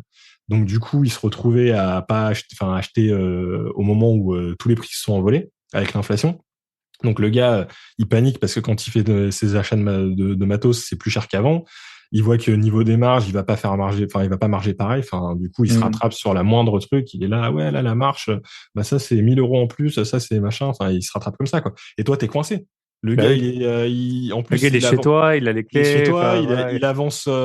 il avance pas sur tout en même temps, tu sais, donc tu peux pas enfin, entre guillemets, prendre le risque de dire, écoute, on arrête là, je te paye Ouais. plus et je prends un autre gars. En plus, les entreprises, elles aiment pas reprendre les chantiers. Mm. Enfin, t'es coincé, quoi. Et il fait que te rajouter des trucs au fur et à mesure, etc. Puis en plus, le gars, il avait un petit relationnel sympa, donc tu te dis, ah ouais, machin, tu vois, tu te rends pas compte. Et en fait, le gars, il est complètement en train de t'avoir, quoi. Et puis Mm. après, c'est trop tard et t'as déjà quasi tout payé. Tu te dis, bah, je vais quand même insister pour qu'il fasse mes trucs. Et puis après, je vois que le mec, il a coulé sa boîte. Tu te dis, Mm. génial. Donc, Et donc ça peut voilà, ouais. arriver même sur le. Moi, j'ai un pote qui a acheté une maison neuve. Bon, une maison quand même chère, hein, genre 1 million d'euros. Et il a eu quasiment 200 000 euros de supplément. Parce que c'est pareil, en fait, t'as beau lire le cahier des charges, ils disent, je sais pas, t'as du carrelage 70 euros, tu vois, qui est 70 euros le mètre carré. Après, quand tu dois l'acheter dans ce magasin, ce magasin, tu y vas, en fait, il y a rien, il y a pas le truc qui te va. Et toi, tu te dis, ah, bah, vas-y, pour le carrelage, tant pis, je prends un 100 euros, c'est que 30 euros. Sauf qu'après, quand tu vas dans la salle de bain, eh ben, en fait, la douchette, c'est pas celle que tu veux. Et puis après, quand tu es dans le jardin, en fait, c'est pas pareil. Et puis le garage, c'était pas prévu, les finitions comme tu C'est voulais. exactement ça, ouais. Et puis après, ouais, pareil, il avait fait une bonne plus-value, heureusement, mais sur son appart, mais bonne partie, évidemment, il a dit stop. Et du coup, tu dis stop à des trucs qui pourraient être plus importants que ceux auxquels tu aurais dit oui C'est ça, avant, ouais. quoi, c'est ça, mais sauf que tu sais jamais. Je pense que c'est vraiment, et, déjà l'épisode de la semaine dernière, c'était comme ça. Je pense que c'est vraiment important de souligner ça, les travaux, surtout, enfin la réno, c'est beaucoup, beaucoup d'incertitudes, hein, et il y en a tout le temps, quoi. C'est Enfin, ça, ouais, c'est pas simple. Après, c'est pas pour autant que je le déconseille, hein. Franchement, moi, Mhm. je serais même partant pour repartir sur un projet similaire, voire même encore plus hardcore. C'est juste que je me couvrirais bien plus sur Mhm. le choix de l'artisan et prendre en fait une boîte qui a un passif où le gars, il a pas intérêt à couler sa Mais un boîte. passif, pas un passif comptable, un passif Ouais, d'expérience. ouais, un passif d'expérience, mais aussi, franchement, aussi un passif comptable, quoi. Franchement, la boîte, si tu te dis qu'elle a 10 ans, 15 ans, Mhm. quand il coule sa boîte, c'est pas la même chose que quand la boîte, elle a 3 ans, quoi. Mhm. Ou 2 ans. En fait, il y en a, ils passent leur temps à créer des boîtes et les Et elle faire les couler. referme. Dès Ah. que ça marche plus, que c'est machin, c'est le bordel. Allez, hop là, je coule la boîte, je prends tous mes clients, je prends tous mes chantiers et j'en refais une, quoi. Et les Les gars passent leur temps à promoteurs faire ça. aussi, c'est connu, hein, qui font Ouais, c'est ça. ça. Donc au moins, si tu dis que la boîte, elle a un peu plus d'historique, le gars, il aura sûrement moins envie de se dire, bah, je Mhm. plante complètement ma boîte. Enfin, voilà, t'as pas les mêmes enjeux. Quitte à payer plus cher, clairement. Mais voilà, quoi. C'est vrai que ça, ça aura été une bonne leçon. Mais Mhm. malgré tout, vu qu'on est en Ile-de-France et que le prix au mètre carré est cher, bah, je retombe quand même sur mes pieds parce que, voilà, quand j'ai fait les estimations à la fin, bah, les estimations, bah, je me retrouvais à un prix où j'étais à l'équilibre, quoi. Où en gros, ça Mhm. remboursait l'achat, les frais de notaire et les Les travaux, même avec les suppléments de travaux qu'on a payés. Et c'est vrai que, bah, comme tu dis, il y avait une partie en plus où, en fait, la maison, on voulait en faire une colocation et les dépendances qu'il y avait derrière, il y avait 3 appartements et on devait habiter dans un des appartements et louer les 2 autres en meublé. Sauf que alors c'est pas la mairie, c'est la préfecture. On leur a fait tout le dossier pour lever l'arrêté d'insalubrité avec un mec qui est venu visiter, etc. Et pas de nouvelles, hein. On a fait la demande il y a un an là, ouais, ça fait un an qu'on a fait la demande, on a toujours pas de nouvelles. Donc bah dans ce cas-là, qu'est-ce que tu fais? Bah tu trouves un plan B, hein, et donc le plan B pour nous, ça a été de tout exploiter en Airbnb. Ah, parce Et que donc, là, légalement, t'as pas le droit de louer en ouais, il y a encore un arrêté qui est encore actif sur la maison, ouais. Donc bon, il y a un moment donné où il faudra que je m'en occupe, hein, surtout quand je voudrais revendre. Mais il n'y a pas de sujet parce que tout a été rénové, on est nickel, on a fait les Mhm. DPE, etc. Limite, les mecs, ils ont même pas besoin de venir. Je leur envoie le DPE, je pense que c'est bon. Mais c'est juste que c'est l'administration. Et en fait, quand toi, tu as plein d'autres trucs à gérer, que tu as ton boulot à côté, Un qu'il y a un bébé. bébé qui arrive, etc. Et un deuxième qui arrive. C'est ça, ouais. Et un deuxième qui arrive exactement. Franchement, aller te casser la tête à aller à la mairie entre 14h et Ouais. 15h ou 10h et Le 11h mardi, en semaine, ouais, voilà. Enfin, c'est mort, quoi. T'as pas envie de batailler, donc je m'en occuperai à un moment donné, mais au bout d'un moment, ça sort de tes priorités. Et ce que tu fais, c'est que tu cherches des solutions. Et la solution de sortie qu'on a trouvée pour ce cas-là, c'était de tout mettre sur Airbnb. Et on a tout mis en se disant, on verra, on sait pas ce que ça va donner. Finalement, ça a super bien marché. Et on s'est dit, bah, OK, let's go, on reste là-dessus, quoi. Et pareil, c'est ce qui m'a lancé dans le Airbnb. C'est le deuxième investissement qu'on a fait. Donc, enfin, le après premier, celui-là ou avant? en fait, si je reviens un peu en arrière, il y avait l'ARP qui était en En- 2017. Ensuite, il y avait la formation à 1000 €, et de là, tu as Ouais, acheté la un formation, investissement. exactement. Là, on a acheté un appart à Rouen, parce que forcément, région parisienne trop chère. On est allé à Rouen, comme plein d'autres Parisiens. On a acheté un appart avec 3 chambres et on a fait une colocation. Parce que au moment où on avait regardé le marché, ça avait l'air top. Bon, pas de chance. Entre-temps, il y a eu beaucoup d'investisseurs qui ont fait des formations, qui ont Mhm. fait la même chose. Donc à Rouen, il y a plein de colocs. C'est un peu saturé. C'est pas un souci en soi, mais forcément, t'as pas mal de vacances locatives l'été. Parce que vu qu'il y a beaucoup de colocs, en plus elles sont toutes un peu du même standing, les étudiants ils ont pas peur de lâcher leur appart, tu vois, en mai, juin pour revenir en septembre. Et t'as très peu d'étudiants qui restent l'été. Mhm. Ils font souvent leur stage à l'étranger, etc. Enfin, donc en gros, en septembre, tu remplis, c'est rempli jusqu'à mai, juin, et puis l'été, il y a personne, quoi. Donc forcément, sur ta rentabilité, elle est un peu moins bien que si tu louais à l'année. Et donc, je crois qu'à la base, on devait avoir un truc comme 350 € de cash flow. En réel, franchement, c'est un peu moins, quoi. Tu récupères peut-être 100 € ou quelque chose comme ça. Surtout que typiquement, l'an dernier, on a eu des appels de charges sur le gaz. Ouais. 1600 € d'appel de charge sur le gaz, forcément, tout ton cash flow, il part là-dedans. Mhm. Donc, ça fait du cash flow, mais quasiment pas. Et en fait, c'est clairement pas comme ça que tu vas devenir indépendant financièrement et boire des cocktails sur la plage parce que Parce que c'est le c'est un peu but trop ultime bancal. de tout le monde, Ouais, hein. c'est ça. Exactement, ouais. Donc, c'est clairement pas avec ça que tu vas t'en sortir, même si ça marche et que faut voir aussi ce que Après, tu ça se amortis, hein. rembourse, et C'est voilà, ça, bien ouais, sûr. ça se rembourse. Donc, c'est clair que ça fait plaisir et je regrette pas l'investissement. Mais si je devais le refaire, franchement, je viserais une coloc de 4 chambres. Je pense que c'est plus intéressant Mhm. 4 chambres que 3. Parce qu'au final, 4 chambres, quand on a une de vide, c'est à l'équilibre. Et quand on a une de remplie, là, tu fais vraiment du cash flow avec la 4e chambre, quoi. Mhm. Et au niveau du prix d'achat, c'est 20 000 € de plus. En tout cas, sur Rouen, tu vois, t'es peut-être tu peux trouver. Alors, à l'époque, nous, on avait acheté, je crois, 88 000 l'appart, hors travaux. Mais on aurait mis 100 000, on aurait eu une 4e chambre, tu vois. Mhm. Donc, et puis Mais derrière, ça, tu seras c'est, ouais, pas. des invités que j'ai pu avoir sur le podcast, et puis de mon expérience aussi. En fait, tu trouves pas vraiment d'appart c'est très rare les apparts de 4 chambres. Donc toi, souvent, on achète des 3 chambres en disant, bon, on va les louer. Mais c'est vrai que c'est la 4 ou voire la 5e chambre Ouais, qui te fait vraiment exactement. Ouais. la renta, quoi. Ouais, sur les colocs, vraiment, je conseille vraiment de viser plus que 3 chambres. 3 chambres, c'est pas suffisant, quoi. Et ça Mais se bon, en tout démarque pas cas. assez souvent Enfin, tu vois, moi, j'ai un appart de 3 chambres que je loue 900 €. Et en coloc, je l'aurais peut-être loué 1100, tu vois, si ça tourne. Sauf que, voilà, tu l'as dit, là, ça fait 3 ans qu'ils sont là, les gens, ça tourne, alors qu'en coloc, il y aurait forcément de la vacance et plus Ouais, ouais, c'est ça, aménagement. exactement. Parce Ouais, que là, ouais, c'est un calcul à faire, hein, c'est vrai, ouais, c'est un je le calcul à loue en faire au nu. final.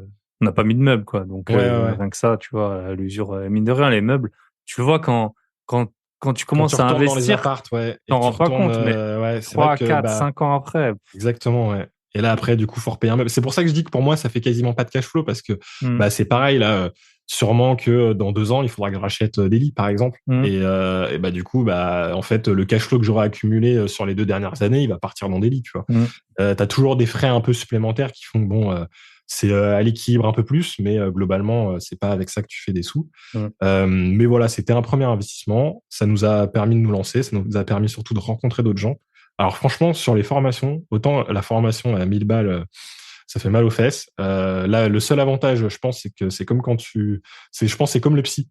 Vu que le gars, tu le payes cher, tu te dis, faut que Mmh. ça marche. Ça marche, ouais, exactement Et là, ça. tu payes 1000 balles, tu te dis, putain, je vais les regarder, les vidéos. Mmh. Donc, Ouais, c'est ça. t'as ce Alors que si truc-là. quelqu'un te donne un accès, je pense qu'on a C'est tous eu ça, accès à des trucs, exactement, tu vas même pas les exactement, regarder, quoi. exactement.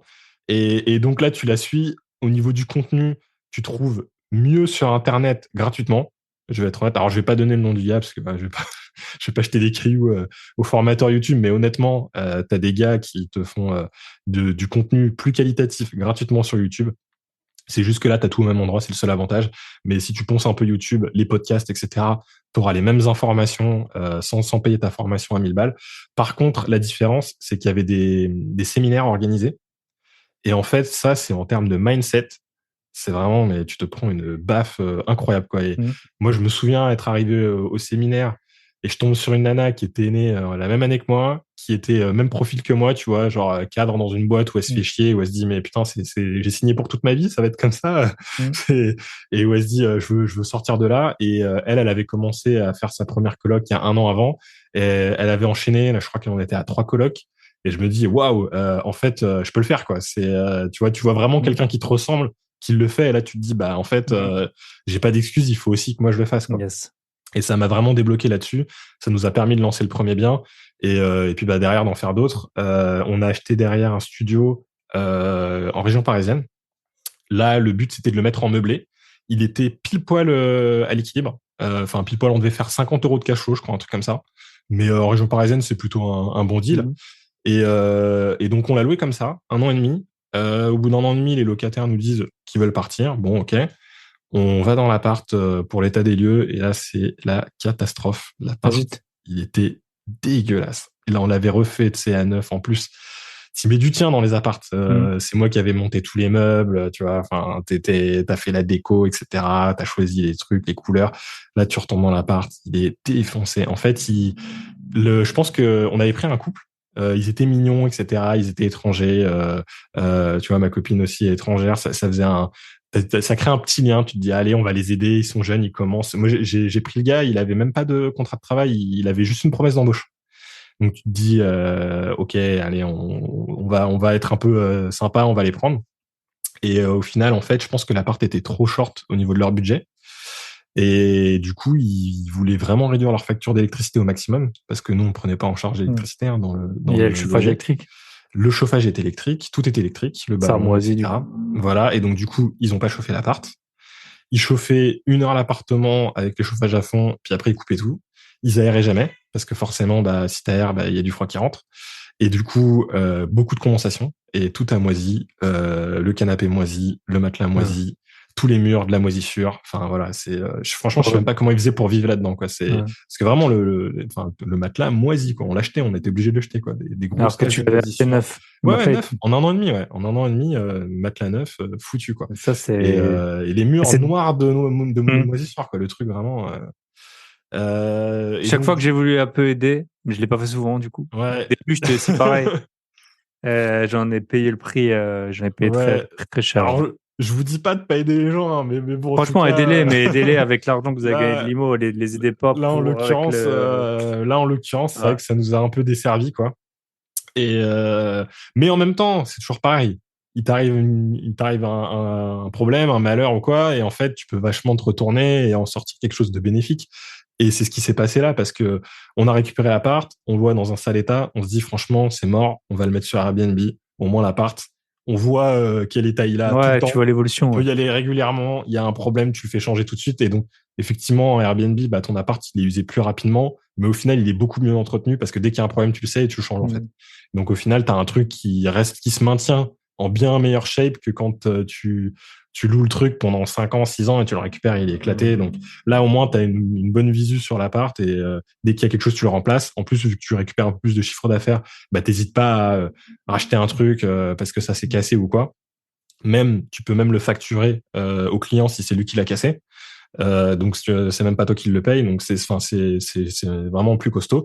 Et donc on s'est dit, on le met sur Airbnb. Moi je mets l'annonce, je me dis allez let's go, je mets l'annonce. L'appart était encore éclaté, hein. Je mets l'annonce. Alloué, appart moisi, exactement. Amateur de champignons. J'ai mis les photos forcément que j'avais fait avant, hein. Avant, bah oui. Bah oui, quand même. Je mets les photos d'avant, on le met sur Airbnb, et paf, il y a une résa qui tombe. Je crois que c'était pour 1 semaine après ou un truc comme ça, tu vois. Et donc là, laisse tomber. Alors là, pour le coup, là, t'as connu pour la première fois l'addiction. Ouais. L'addiction à Pulse et à Airbnb, au notif, à tout le temps regarder la nuit, c'est loué et tout. Voilà. On la connaît surtout, tout ça. Je me suis pas donné le choix. Et franchement, c'est un truc que je conseille aussi des fois. C'est un peu comme le premier appart que j'ai trouvé, tu vois. Tu te dis, bah en fait, j'ai pas le choix. Il me faut un appart. Là, je pars, j'ai pas d'appart, et ça te permet d'être vachement plus décisif affirmé dans tes décisions, quoi. T'es là, tu vas pas tourner autour du pot, etc. De toute façon, t'as pas le choix. Donc, au bout d'un moment, t'as plein de peurs, t'as plein de trucs où tu te dis, ouais, alors il y a un bar en bas, il y a ça, est-ce qu'il y a machin, est-ce qu'il y a bidule, etc. Tu flippes, mais en même temps, t'as pas le choix. Donc, au bout d'un moment, t'y vas, et ça te permet de faire le petit coup de pied au cul supplémentaire qui, si tu l'avais pas, te ferait hésiter pendant des années, quoi. Et là, c'est la même chose. J'ai mis l'annonce, boum, il y a une résa qui tombe. L'appart, il est pas prêt. Bah, il faut qu'il soit prêt, quoi. On a une semaine, il faut qu'il soit prêt. Et donc, bah, la peinture, on l'a faite nous-mêmes parce que forcément, sur un délai aussi court, tu trouves personne pour le faire. Donc, on s'est dit, c'est hyper cher la peinture. Ouais, et puis au final, c'est pas si compliqué. On a regardé 3 tutos, on l'a fait nous-mêmes. Les meubles, bah, on a tout remplacé. Donc, bah voilà, tu passes ta semaine tu finis le taf, tu prends la voiture, tu vas à Ikea, tu essaies de tracer pour y arriver avant qu'il ferme. Tu fais tous tes achats, tu repars, tu commences à monter des meubles, tu finis à 1h du matin dans l'appart. T'es éclaté. T'es éclaté. Mais à la fin, l'appart était prêt. On a laissé les fenêtres ouvertes pendant une semaine. C'était en mai, heureusement, il faisait pas trop froid pour que l'odeur de moisi elle parte. On a mis des trucs qui sentaient bon. Franchement, ça sentait encore un peu. Quand les premiers clients sont arrivés, ça sentait encore un peu. 2 semaines après, c'était complètement parti. Nos premiers clients, on les a accueillis, on voulait être là, etc. On a été avec la petite boîte de chocolat, etc. On était stressés comme pas possible. Et ça s'est très bien passé. En plus, c'était des Américains. On s'est dit, oh là là, mais les Américains notent super bien sur Airbnb. Donc là-dessus, voilà, on a eu nos premières bonnes notes. Ils sont toujours tellement enthousiastes pour tout. Ouais, exactement. Amazing, c'est ça, ouais. massive, great. C'est ça, exactement. Et puis bah du coup après ça s'était lancé quoi. Et l'appartement, il nous rapportait, je crois qu'on l'avait mis à 750 euros en meublé. Bon, désolé, on entend bébé derrière, hein, mais c'est pas grave. Ça arrive à beaucoup de gens. C'est ça, ouais. Et de 750 euros, on est passé à, je crois, 1800 le premier mois. Après, on est vite monté à 2000 et on a même fait des mois à 2400 de chiffre d'affaires. T'enlèves après les frais de ménage, tu vois, t'as 2-3, voilà, et toutes les frais pour les courses, etc. à enlever. Mais forcément, ça marche beaucoup plus fort que quand t'es en meublé.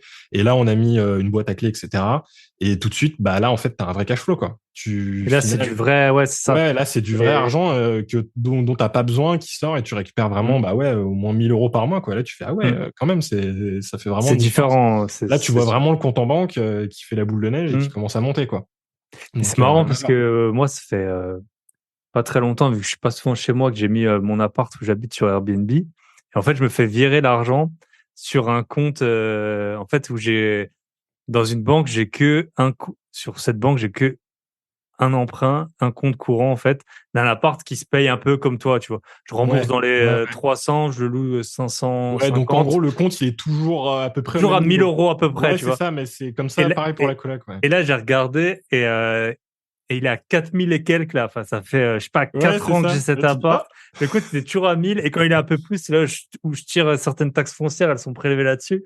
Donc, ouais, il a jamais vu le truc aussi. Et là, je vois 4000 et autant 4000, c'est pas un montant délirant, mais quand tu le vois sur je sais pas, sur une interface où tu as toujours été habitué à voir que 10 000, ça. Mais moi, c'est pareil. J'avais un compte pour la coloc qui tournait.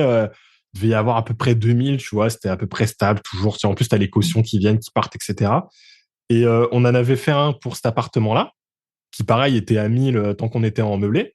Et on le met en Airbnb, et c'est franchement, en 2 mois, quoi, je vois qu'il a genre 4000. Je fais, mais il est au-dessus de la coloc, et tu sais, il redépasse. Et là, tu fais, ah oui, mais en fait, ça marche bien, quoi.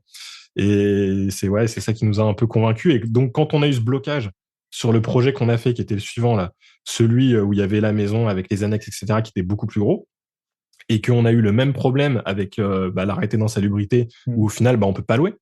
Bah, du coup, on s'est dit, on met sur Airbnb et voilà, on a un peu vu ce que ça donnait sur le deuxième appartement. On va voir ce que ça donne sur la maison, quoi. Et pareil, hein, ça a super bien marché et ça nous a tout de suite fait un gros cash flow, quoi. Et on s'est dit bon c'était le bon choix. Ok. La maison c'était 700. Tu peux donner une fourchette peut-être. T'es pas obligé de dire les chiffres que sur les revenus qu'on fait sur Airbnb. Ouais. Je peux te donner ce qu'on fait sur l'ensemble des appartements. Donc parce que je connais pas je connais à peu près, mais j'ai pas le détail. Mais en gros, sur les premiers mois, je crois que le premier mois complet qu'on a fait, c'était novembre ou décembre, où on a eu à la fois la maison qui était louée, les 2 appartements, parce qu'on habitait dans le 3e qui était loué, plus le premier studio qu'on avait. On était au-dessus de 10 000 euros. Ah ouais. Chiffre d'affaires, ouais. Ouais, ça marche fort, hein. Franchement, c'est. Et l'appart, c'est en région parisienne, le studio. C'est en région parisienne, ouais. C'était combien à peu près l'investissement? Le studio, c'était l'enveloppe totale avec les travaux, etc. C'était 125 000. Ok. Avec les frais de notaire, etc. On avait fait un 110%. Donc, en gros, ouais, avec 800 000 d'emprunt, t'as fait 10 000. Ouais. Ouais, là, ça marche fort. Et sachant qu'en plus, il y avait un des apparts dans lequel on habitait. Donc, tu payes pas de loyer, quoi. Donc, et au final, quand on est parti de l'appart, parce que ça, c'est un peu la suite de l'histoire, c'est que bébé est arrivé. Quand on a monté le projet, c'est ça, avec l'immobilier, les projets, ils prennent longtemps. Au moment où tu fais l'offre, etc., machin, boum, il y a un bébé qui arrive. Du coup, le petit appartement qu'on avait prévu, dans lequel on devait habiter, qui faisait 30 mètres carrés, parce qu'à l'époque, 30 mètres carrés, ça nous allait. Bah là, il y a 30 mètres carrés avec un bébé. Et surtout, un appartement. C'est même pas, c'est la salle de jeu, enfin, salon / salle de jeu, slash. Alors, à Paris, 30 mètres carrés, c'est bien, hein, c'est grand, franchement. Mais pour les gens qui ont des bébés, c'est ça, ouais. ils perdent Mais le voilà, salon exactement. et ça se transforme en salle de jeu. Ouais. Et on avait fait en plus un appart entièrement ouvert avec une mezzanine. Donc, franchement, pour un couple, c'est super, hyper beau. On avait mis, c'est le truc des travaux, hein. On avait mis un peu plus cher sur le sol. On avait pris un bois, un sol en bois massif, un peu sympa, en bambou. Enfin, toute une ambiance assez cool.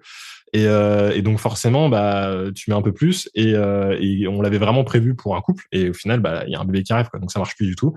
Alors, on est resté un mois dedans quand même avec bébé. Mais très vite, on a déménagé. On a eu un super plan pour trouver une location dans Paris. Donc on est passé de la région parisienne à vraiment Paris même. Et en fait, c'était plus rentable de payer un loyer. Alors là, on paye 1300 €, on a 55 mètres carrés, avec du coup 2 chambres, donc parfait pour un bébé. On verra quand le deuxième arrivera. Et du coup, c'est plus intéressant en tout cas de payer ce loyer-là et de mettre notre ancien appartement sur Airbnb, qui dégage à lui seul entre 2002 et 2400 € par mois de chiffre d'affaires. Donc, c'est plus rentable d'aller louer, en fait, toi, ton appartement en nu dans Paris et de mettre ton meublé surtout avec sur Airbnb. le plafonnement des... Enfin, t'as tout, en fait. Les zones, t'as les zones où t'as les plafonnements des loyers, à exactement. Paris qui font que toi, tu vas pas payer si cher. C'est ça, ouais. Tes besoins, ils changent, hein. C'est aussi ça. Exactement, ouais. Et donc, on a trouvé ce super plan. Alors, le défaut, c'est que c'était un appart qui était, bon, un petit peu dans son jus, surtout que moi, j'aime plutôt les trucs modernes, etc. Là, t'arrives dans un appart un peu avec le charme parisien, comme dirait un bon agent immobilier, mais c'est vrai que moi, j'avais quand même envie d'avoir un certain truc moderne. Donc, j'ai quand même fait un deal avec le propriétaire. J'ai fait entièrement la cuisine et toute la peinture. Le matos était payé par le propriétaire, mais j'ai tout fait moi-même parce que forcément, en location, t'as pas envie de payer des gars qui vont bosser dans une loc où tu récupéreras jamais l'argent. Et donc, j'ai tout refait pendant mon congé paternité. J'ai dû refaire la cuisine, etc. Donc, c'est pareil, c'est top. J'ai appris plein de trucs. mais bon, c'était un peu une période assez compliquée, forcément, parce que t'as un nouveau-né. En même temps, t'es en train de faire les travaux à moitié. Enfin, bref, c'était une période assez intense. Et ta femme qui t'a dit, mais t'avais dit que t'avais fini de monter la cuisine. C'est ça, ouais. Exactement, ouais. Mais voilà, on est sorti. Et maintenant, au moins, on a un appart qui est un peu plus adapté en loc. Et du coup, le bien qu'on avait, où il y avait cette maison avec ces 3 appartements, les trois dépendances séparées, là, tout est sur Airbnb et au moins ça tourne. T'as tout sur place. On y va de temps en temps pour gérer les stocks, etc. Mais ça permet de tout mettre sur Et là, Airbnb. t'as plusieurs femmes de ménage ou t'en as quasiment une à plein temps, là. Ouais, c'est ça, ouais. Je bosse avec une boîte, et je pense qu'elle a au moins 3 femmes de ménage. Et après, sur le premier studio qu'on a mis sur Airbnb, celui-là, on a trouvé quelqu'un qu'on garde pour l'instant. Mais c'est pareil, là, parce que la suite de l'histoire, c'est qu'on est maintenant en train de monter une boîte de sous-location. Et donc, on a rentré d'autres appartements qui, là, cette fois-ci, sont pas à nous. Mais ces appartements-là, pareil, on les gère sur Airbnb. Et là, c'est pareil, on est en train d'essayer de trouver un peu plus de monde pour le ménage parce qu'effectivement, ouais, on est un peu short. Ouais. Top. Donc, au moins, la maison, il y a tout qui se paye tout seul. Le studio, l'argent, tout qui se paye tout seul. Alors, c'est des grosses mensualités, forcément, parce que c'était un gros emprunt. En apport, j'avais mis une partie de mon pré-relais, mais on n'avait pas mis non plus un méga apport. Pourquoi tu dois avoir dans les 3000, 2500? Ouais, exactement, c'est ça. Ouais, les mensualités, elles sont autour des 3000 €. Donc voilà, t'as quand même ça à payer. En plus, Airbnb, faut vraiment penser chiffre d'affaires. T'as des gros revenus, tu vois pas mal de chiffres arriver, mais derrière, t'as beaucoup de frais. Faut gérer toutes les courses, faut payer tous les ménages. qui sont quand même une grosse partie de ton budget. Les factures d'électricité, si t'as du chauffage électrique, ça... Faut avoir... franchement, même avec des chauffages électriques, l'isolation refaite, des PEC, etc., tu te prends des factures, on s'est pris des factures à 700-800 euros pour un mois. Ouais, c'est des grosses factures, quoi. Pareil pour l'eau. L'eau, tu te dis, mais c'est pas possible, il y a une fuite d'eau, t'es à 120 mètres cubes d'eau pour un trimestre. Enfin, c'est laisse tomber. Les consos, elles sont vraiment exagérées. Et puis, t'as tout, la literie à remplacer. Enfin, t'as beaucoup de frais comme ça à gérer. Et les draps s'usent, les serviettes s'usent, tu laves souvent. C'est ça, ouais. Et c'est vrai que le chauffage électrique, moi, je parle avec des gens en Alsace. Il y en a, ils m'ont carrément dit que, nous, en Alsace, la haute période, c'est en décembre, mais qu'après janvier, février, ils hésitaient à l'an prochain, si les lecs, c'est toujours pareil, à carrément fermer les Airbnb, janvier, février. Parce qu'en fait, alors t'encaisses un peu plus que le chauffage, mais quand tu vois tous les emmerdements que c'est... Ouais, c'est clair, ouais. C'est clair, ouais. Non, mais c'est un gros sujet, ouais. Quand on voit comment ça peut grimper, c'est un vrai sujet à prendre en compte. Et ce qui est fou, c'est que même en faisant une bonne isolation, tu peux te retrouver avec des gros frais. Alors après, l'erreur qu'on a fait, mais c'est aussi parce qu'à la base, il devait pas être en Airbnb, c'est qu'on n'a pas prévu tout ce qui est thermostat et contrôle. J'ai regardé un petit peu et je pense que je vais sûrement installer tout ça pour le prochain hiver. Tu as des systèmes maintenant que tu branches au radiateur, que tu peux contrôler en plus avec le Wi-Fi, qui te permettent de plafonner la température. Parce que le vrai souci, c'est la clientèle qui abuse complètement. Des fois, t'as... Et fenêtre ouverte, quoi. Exactement, ouais. Et on a pas mal d'étrangers, nous. Vraiment, je pense, 90% de nos réservations, c'est des étrangers. Et en fait, t'en as des fois, ils viennent des tropiques, ils viennent de pays chauds, ils sont là... allez, on va faire comme ils arrivent à Paris en hiver, chez eux, ils sont partis, c'est 30 degrés, ils mettent les radiateurs à fond la caisse, enfin, c'est ingérable, quoi. Et moi, j'étais en Russie, en Russie, il fait hyper chaud dans les bâtiments aussi. Enfin, c'est aussi culturel un peu, quoi. Ouais, je pense, exactement, ouais, t'as un côté culturel. Dans les pays asiatiques, la clim, elle est toujours à balle et t'as froid dans tous les endroits. Ouais, c'est ça, aux US, c'est des trucs où, exactement, ouais. Donc ouais, on va un peu bosser là-dessus aussi pour mieux gérer cet aspect-là sur la prochaine saison hivernale.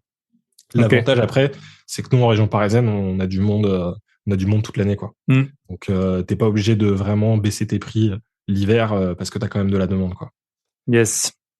Mais par contre, la contrainte, c'est que vu qu'on a tout fait en nom propre, derrière, t'as énormément de chiffre d'affaires, donc forcément, passage en LMP, en leur meublé professionnel, si t'as trop de revenus. Et c'est pour ça qu'en fait, on s'est retrouvé à créer la boîte de sous-loc, parce que moi, j'ai réussi à avoir ma rupture conventionnelle sur l'activité que j'avais dans l'informatique en avril. 2023. Voilà, 2023. Ma compagne, elle a eu sa rupture conventionnelle en juillet 2022. Et après, elle a enchaîné avec le congé maternité, etc. Donc forcément, on était tous les deux au chômage, donc baisse de revenus. Et derrière, t'as tes Airbnb qui sont en train de super bien marcher, où t'es en train de rentrer des revenus de dingue. Plus que 100K par an, quoi. Ouais, exactement. Donc en fait, c'est mort. C'est-à-dire que même si on avait gardé nos salaires, je pense qu'on aurait été, on était pas bon non plus, tu vois. Donc on aurait été limite, quoi. Ça aurait été chaud. Et donc là, en plus, tu passes au chômage, donc tu as une perte de ton salaire. Forcément, on était mort, on allait passer à l'MP. Et donc pour éviter ça, on a créé une boîte de sous-location. Et le LMP, ouais, c'est pas si grave pour la plupart des gens. Oui, exactement. Oui, exactement. Sauf que quand tu es au chômage, info importante que je ne savais pas, mais quand tu es au chômage, le LMP, en fait, si tu passes à l'MP, tu perds ton chômage, puisque tu es professionnel, donc tu as une activité professionnelle. Donc, tu peux pas avoir ton chômage et être loueur meublé professionnel. Donc, vraiment, méfiez-vous pour ceux qui sont en transition, qui essaient justement de sortir d'un CDI ou etc. Faut vraiment se méfier. Il y a vraiment cette contrainte-là. Et d'ailleurs, autre petit conseil pour ceux qui essaient de sortir d'un CDI, moi, à la base, j'avais fait un dossier transition pro. Si on a travaillé au moins, je crois que c'est 4 ans, 5 ans, dans différentes entreprises, ça n'a pas forcément besoin d'être une seule boîte. On monte un dossier, on dit qu'on va monter notre boîte, etc., machin. Ça passe en commission. Globalement, j'ai l'impression qu'ils font passer tous les dossiers, à moins qu'on leur sorte une idée d'entreprise complètement loufoque. Si le dossier il a un minimum sérieux, ça passe. Et derrière, en fait, ça te permet de démissionner et d'avoir ton chômage. Et ça, c'est un super plan. Moi, je l'avais fait. Ça, c'est pour créer une société derrière. Ouais, exactement, pour créer une société derrière. Et moi, du coup, je l'avais fait. Ça m'a permis d'aller voir mon employeur et d'avoir en fait beaucoup plus de sérénité dans ma négociation. Parce que je leur ai dit, c'est pas compliqué. Moi, je peux partir avec mon préavis de 3 mois et j'ai mon chômage. Par contre, soit on fait ça, soit on essaie de travailler un peu en intelligence et je pars à une date qui nous arrange tous. Mais par contre, vous me faites une rupture conventionnelle, ce qui me permet déjà d'avoir mon chômage et puis en plus de toucher, tu touches un petit truc aussi au niveau de ta sortie, quoi. Donc c'est comme ça que j'ai réussi à négocier avec eux parce que forcément, il y a pas mal d'entreprises, ils aiment pas trop les ruptures conventionnelles. Ils ont des quotas, ils peuvent pas dépasser un certain nombre, etc. Machin. Enfin, c'est toujours un peu compliqué. Et c'est un des leviers en tout cas qu'on peut avoir sur une boîte. Et si ce levier suffit pas, quoi qu'il arrive, on a le plan B, on démissionne, on fait transition pro, quoi. Donc, plan B est toujours important. C'est ça, ouais. Et en tout cas, pour en revenir à cette histoire de sous-location, l'idée, c'était de créer cette structure où cette structure loue tous les appartements qu'on possède. Elle les loue à un loyer un loyer meublé. Ça te permet de réduire, toi, tes revenus de loueur meublé non professionnel et donc de pas passer le seuil. Et par contre, elle les exploite en Airbnb. Et c'est elle, du coup, qui fait vraiment du cash, quoi. Et c'est vraiment... ça, c'est une boîte société, quoi. En fait, ouais, c'est une société, une entité, une personne morale. En l'occurrence, nous, on a fait une SAS. Je pense que ça vaut le coup. Alors, on a bossé avec un fiscaliste, le fiscaliste des gentlemen investisseurs, qui a fait un super job. Et effectivement, c'était plus simple de faire une SAS dans notre cas. Ça peut être intéressant de faire une SARL si on veut se reverser un salaire. Enfin bref, le mieux c'est de voir, je pense, avec un fiscaliste pour être sûr du bon montage. Mais il faut vraiment que ce soit une société commerciale. Bien sûr. Parce que c'est une activité du coup commerciale. Et ça permet derrière de faire un bail dérogatoire qui va te permettre de louer ton appartement via ce bail et toi de l'exploiter en Airbnb. L'intérêt derrière aussi, c'est que tu peux le faire pour tes apparts, mais aussi pour d'autres clients. D'ailleurs, c'est même fortement conseillé, puisque si tu ne le fais que pour tes appartements, tu peux forcément avoir un redressement fiscal derrière, parce que les impôts peuvent te dire, ouais, mais là, vous avez monté une société juste pour vous, quoi. Et donc, là, tu fais rentrer d'autres clients. En plus, ça te permet de faire aussi grossir cette activité-là. Et là, on est en plein dedans. Donc là, notre objectif, c'est vraiment de faire grossir notre activité en région parisienne, où on loue les loyers. Enfin, on paye un loyer fixe à nos propriétaires. On leur paye généralement un loyer au-dessus du marché, ce qui est plutôt intéressant pour eux. Et derrière, la garantie pour eux, c'est qu'ils aient pas de galère, on s'occupe de tout.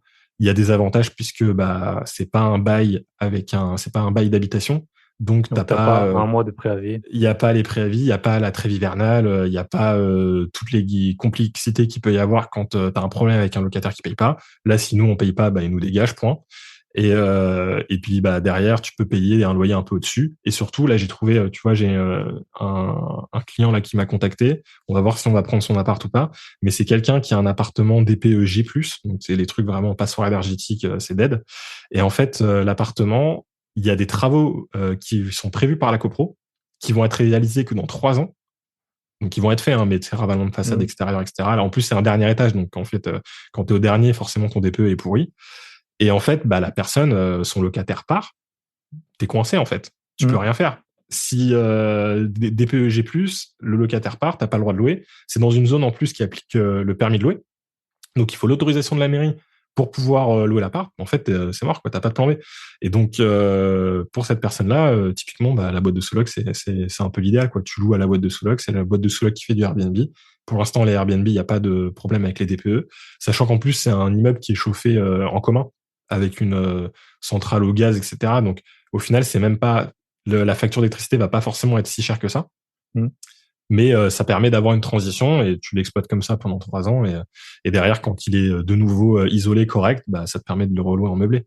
Il y a plein de situations un peu comme ça où faire un peu de LCD sur une période, ça peut être intéressant, quoi. Yes. Pareil, si tu pars à l'étranger pendant 1 an, des trucs comme ça. Parce que si t'es à l'étranger, typiquement, tu galères de gérer le Airbnb, surtout si t'es pas sur le même fuseau horaire et tout. C'est ça, ouais. Et après, quand tu rentres, voilà, imagine tu rentres. Et t'as loué en meublé et le locataire est toujours là. Voilà, tu peux pas le gérer. Et toi, ça, tu peux pas te loger parce qu'en fait, t'as des fiches de paye en japonais ou t'as plus d'emploi ou t'es. Exactement, ouais. C'est pareil, ouais. Donc, on est en train, franchement, pour l'instant, vu qu'on a déjà rentré 2 appartements, on se précipite pas sur les clients parce que forcément, une femme enceinte, toujours. un bébé à gérer. Et puis, De 6 mois, voilà. c'est ça, exactement. La nouvelle boîte que j'ai lancée pour mon activité de freelance dans l'informatique, cette boîte de sous-loc, et la troisième boîte dont on n'a pas encore parlé. Et donc, forcément, On va faire un long podcast. C'est ça, ouais. Ouais, exactement. Et donc, du coup, ça fait un peu de gestion, quoi. Et on priorise aussi. Et là, je suis déjà content qu'on ait rentré déjà 2 apparts, et on va voir comment on va gérer la suite. Mais a ça, vous priori, venez de vous lancer, là. Ouais, on vient de se lancer, mais a priori, c'est vraiment une bonne offre. Et c'est pareil, j'ai pas encore beaucoup de recul sur la pérennité de l'activité, parce qu'on prend quand même un risque. Bien sûr. On rentre l'appartement, les appartements, ils sont meublés, mais souvent, il manque plein de trucs. Entre meubler un appart pour le louer en meublé et meubler un Airbnb, t'as au moins 2-3 000 euros de différence, hein, entre la déco, le linge de lit, tu vois, les petits goodies, enfin les trucs qui vont bien, la télé, parce que forcément, quand tu fais un meublé, le mec il va pas mettre la télé. La télé, si elle tombe en panne, c'est pour la pomme du propriétaire. Donc tu vas pas prendre de télé.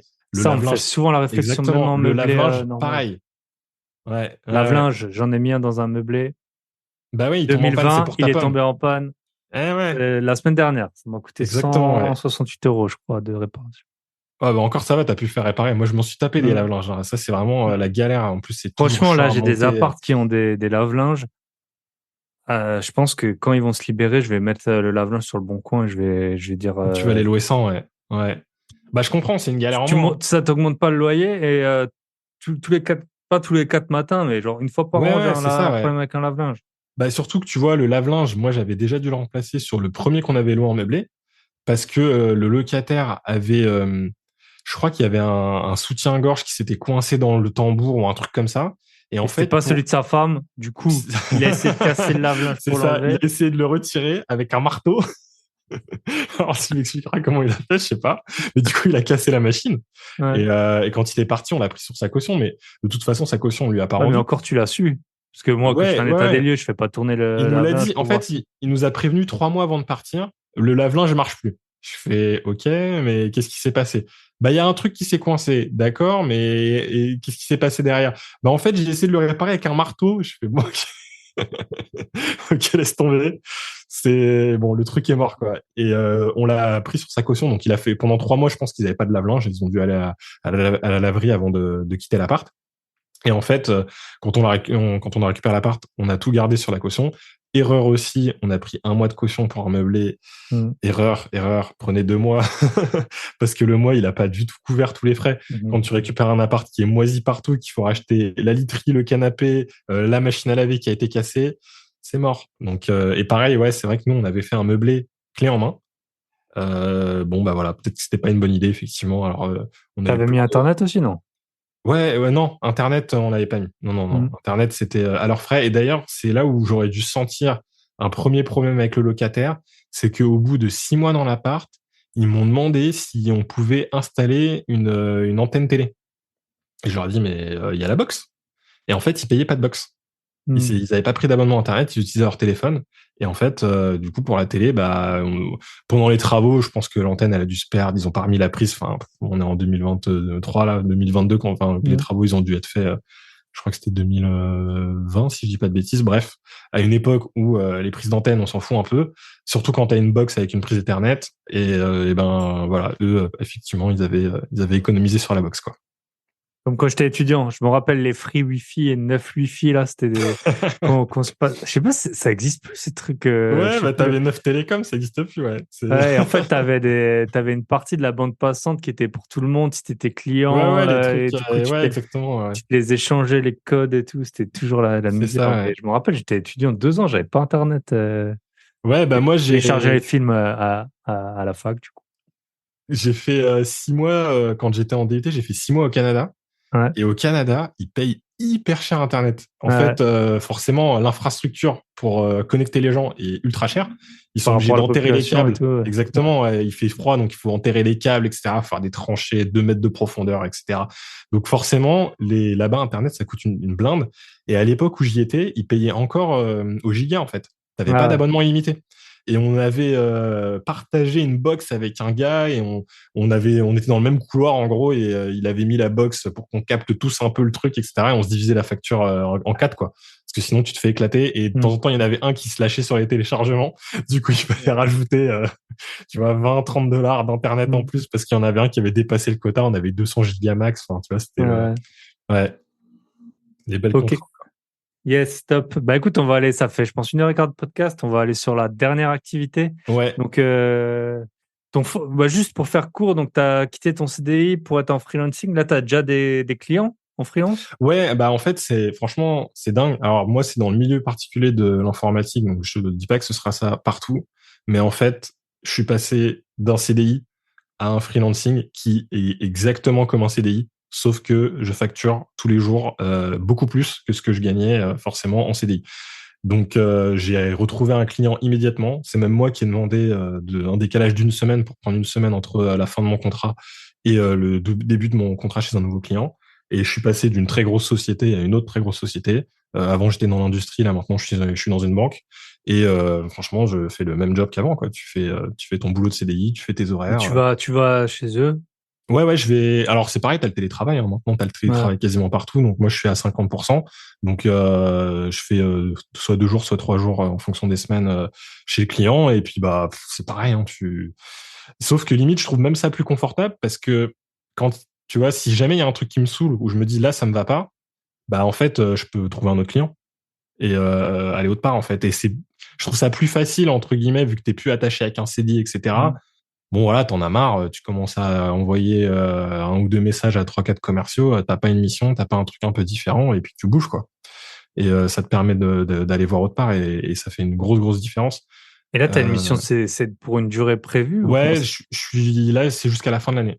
Okay. Mais en fait, les banques recrutent énormément de prestataires qui sont souvent, ils passent par des ENS, donc des entreprises de services, des ESN, entreprises de services numériques. Avant, ça s'appelait les SS2I, parce qu'ils n'arrivent pas à staffer, en fait. Et ça leur permet une plus de flexibilité. Forcément, en France, tu as un CDI, tu prends quelqu'un, t'es verrouillé. Là, tu prends un prestataire, il a son CDI, lui, dans sa boîte. Et puis, bah, si t'en as plus besoin au bout de 2-3 ans, tu peux prendre quelqu'un d'autre. Et souvent, c'est des missions qui durent 1 an, 2 ans, 3 ans. Ils ont généralement une limite à 3 ans, où là, soit ils te changent de poste, soit tu pars et puis tu vas autre part. Mais voilà, c'est très commun dans toutes les grosses entreprises, toutes les boîtes du CAC 40 en France, elles ont toutes des prestataires dans le milieu de l'informatique. Et en plus de ça, il y a de plus en plus de ces prestataires qui sont pas en CDI, mais en fait qui sont indépendants, qui sont portés par une boîte. C'est un cabinet qui va te porter, histoire que tu aies un gros nom, et puis surtout histoire que tu aies quelqu'un qui gère la relation avec le client pour la facturation, etc., ce qui est toujours un peu compliqué de se faire payer, etc. Au moins, c'est pas toi qui gères ça. Et eux, ils prennent une com, et derrière toi, tu les factures eux, et tout le monde est content, quoi. Ok. Et vraiment, tu dirais que tes revenus nets, ils ont augmenté de quelle proportion? J'ai pas encore beaucoup de recul, forcément, vu que je viens de démarrer, mais en gros, là, je facture par mois en fonction de combien de jours je travaille, mais c'est entre 10 000 et 14 000 euros de facturation sur la SASU. Donc, j'ai monté une SASU pour ça. Alors, forcément, c'est dans une boîte, hein, donc tu sors pas l'argent comme ça. Mais ça, c'est ce que je facture par mois versus j'étais à 4 000 net avant impôt sur le revenu en plus. Donc, ouais, normalement, 14 000, je pense que tu peux puis l'argent, tu fais ce que tu veux, à peu près ouais, tu peux récupérer la moitié, je pense, si tu veux vraiment te payer. Après, là, c'est pas l'idée. L'idée, c'est vraiment de pouvoir faire un gros pécule sur cette boîte. Et derrière, avec l'argent, bah, tu peux continuer à acheter des biens immobiliers et tu les achètes directement avec la SAS, quoi. Ou tu réinjectes, tu vois, avec une SCI. Enfin, voilà, après, il y a plein de montages. Tu peux faire un montage avec une holding et compagnie, mais voilà quoi. L'idée c'est que ça te permet d'avoir du cash, les banques elles vont être contentes, et dès que j'aurai 3 ans de bilan, bah, je pourrai recommencer à emprunter, et en attendant, bah, je fais l'activité de sous-loc, quoi. Yes. Mais passé en freelancing, on a eu Niels sur le podcast, lui il est chasseur de tête, et pareil, il a eu un sacré gap encore plus. Enfin, il partait de plus bas que toi, je pense, en termes de revenus nets, mais il a eu vraiment un bon. Un sacré changement de vie juste gap, en faisant à peu près le même métier. Et le boulot est le même, hein. Mais c'est normal, hein, en même temps. Hein, tu prends un bonhomme pour faire un truc, enfin, qui sont en CDI, freelance ou machin, enfin, tu vois, on reste des humains, hein, donc c'est le job, il est à peu près pareil partout, quoi. Donc c'est pas parce que t'es en freelance qu'on va te dire alors toi tu travailles 16 heures par jour. Enfin, c'est voilà. Donc on attend de toi que tu fasses le même job que quelqu'un qui est en CDI, sauf que t'es pas du tout payé pareil, quoi. Et t'as un site très connu, Devenir Rentier. des investisseurs. Je sais pas si tu le connais, mais en tout cas, c'est un gros site qui va changer de nom, qui a changé de nom. Où les gens sont très méchants sur ce site, la plupart. Mais en tout cas, le fondateur, il avait fait la même chose dans l'IT, je crois, mais il y a Ok, longtemps. ouais. Mais Ouais. il raconte Bah, souvent que c'était dans pareil, quoi. l'IT, je pense que c'est un domaine où tu as vraiment beaucoup de freelance. Enfin, maintenant, plus Mm. que j'en suis un, je m'en rends encore plus compte parce qu'avant, tu sais, t'es un peu aveugle à tout ça. Et puis, une Mm. fois que tu as changé, tu as fait le changement, tu repères les gars, tu vois, qui demandent des notes de frais à chaque fois qu'ils vont au resto, tu vois. Ouais. T'as des petits indices comme ça. Et en fait, ouais, là, maintenant que je me rends compte de ça, il y a beaucoup vu que dans l'IT, tu as pas mal de mercenaires parce que bah, ils se sont retrouvés là-dedans, ils se sont dit il y a du job, il y a machin, etc. Bah forcément un mercenaire, tu lui dis je te paye plus, bah t'y vas. Hein.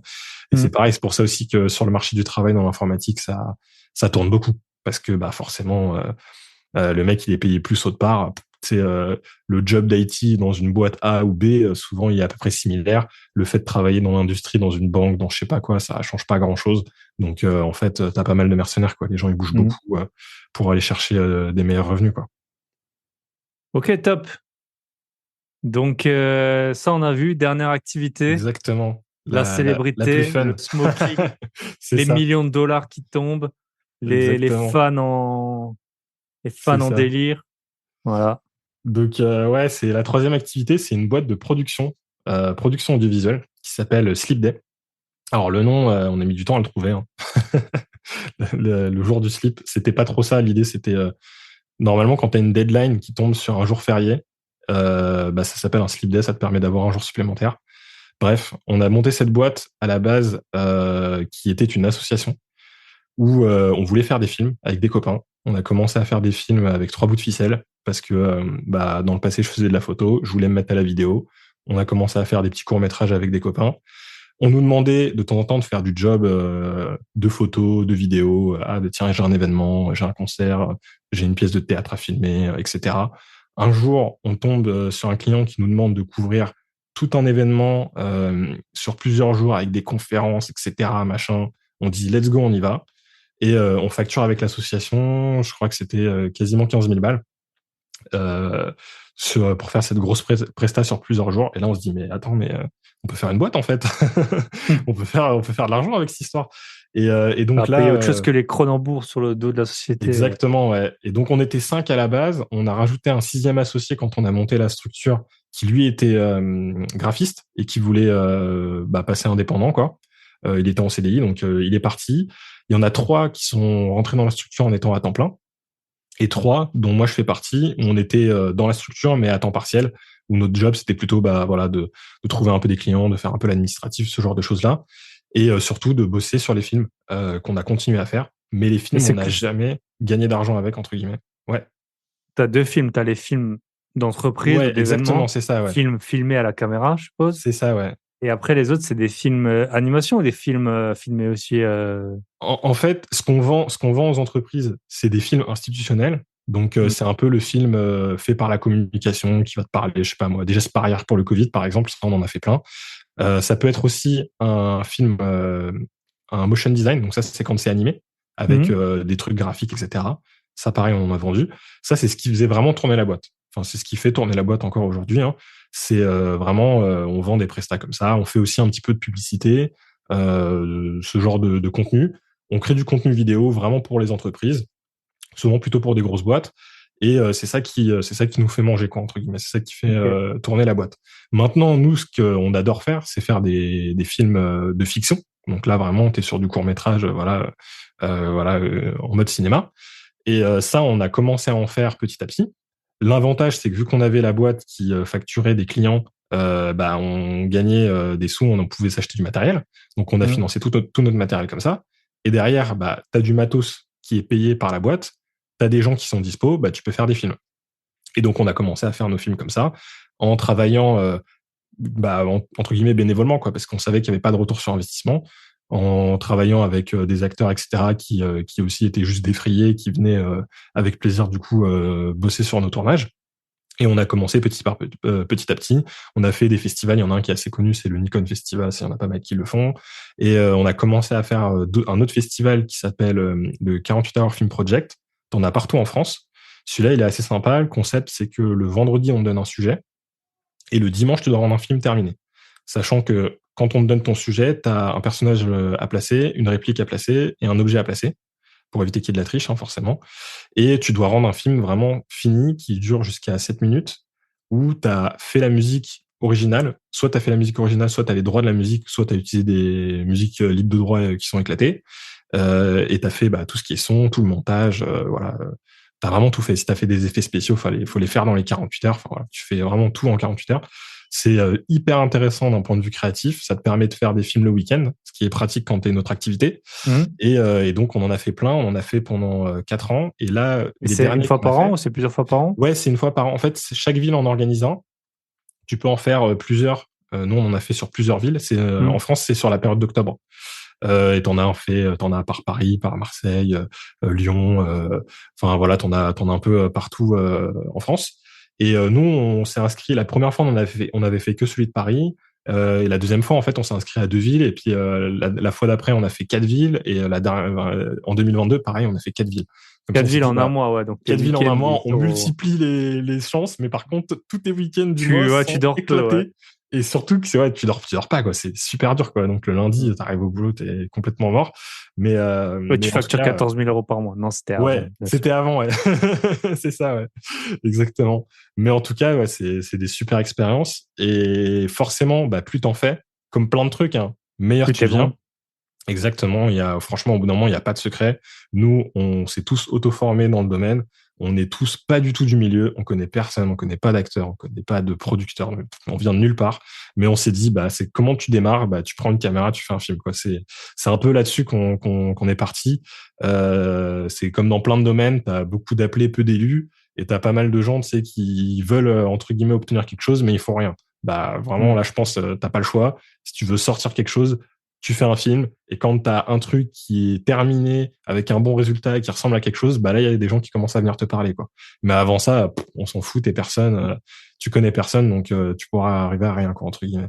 Et donc, on en a fait plein, et sur la dernière saison, on a 2 films qui ont gagné des villes. On a gagné à Nantes et à Tours.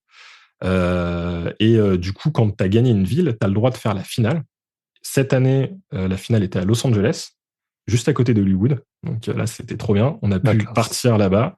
Donc on est parti avec toute l'équipe. On est parti aussi avec bébé, hein, parce que bon, ce serait dommage de partir si longtemps sans bébé. Premier voyage. Je paye pas l'avion pour les bébés. Ouais, moi, je pense que le décalage horaire, vous avez dû bien le sentir, quoi. Exactement. Surtout au retour. À l'aller, ça va. Au retour, c'était chaud, ouais. Et en vrai, l'avion, ça s'est très bien passé, mais effectivement, le gros truc, c'est le décalage horaire. Et les bébés payent quand même les taxes, hein, pour info. T'as des taxes, surtout les États-Unis, ils ont des taxes spécifiques. Et les bébés payent autant que les adultes.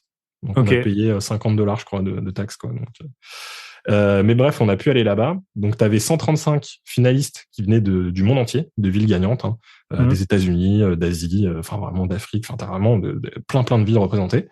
Et notre film, un de nos films, on avait 2 films en compétition. Il y en a un qui a fait 3e de la compétition.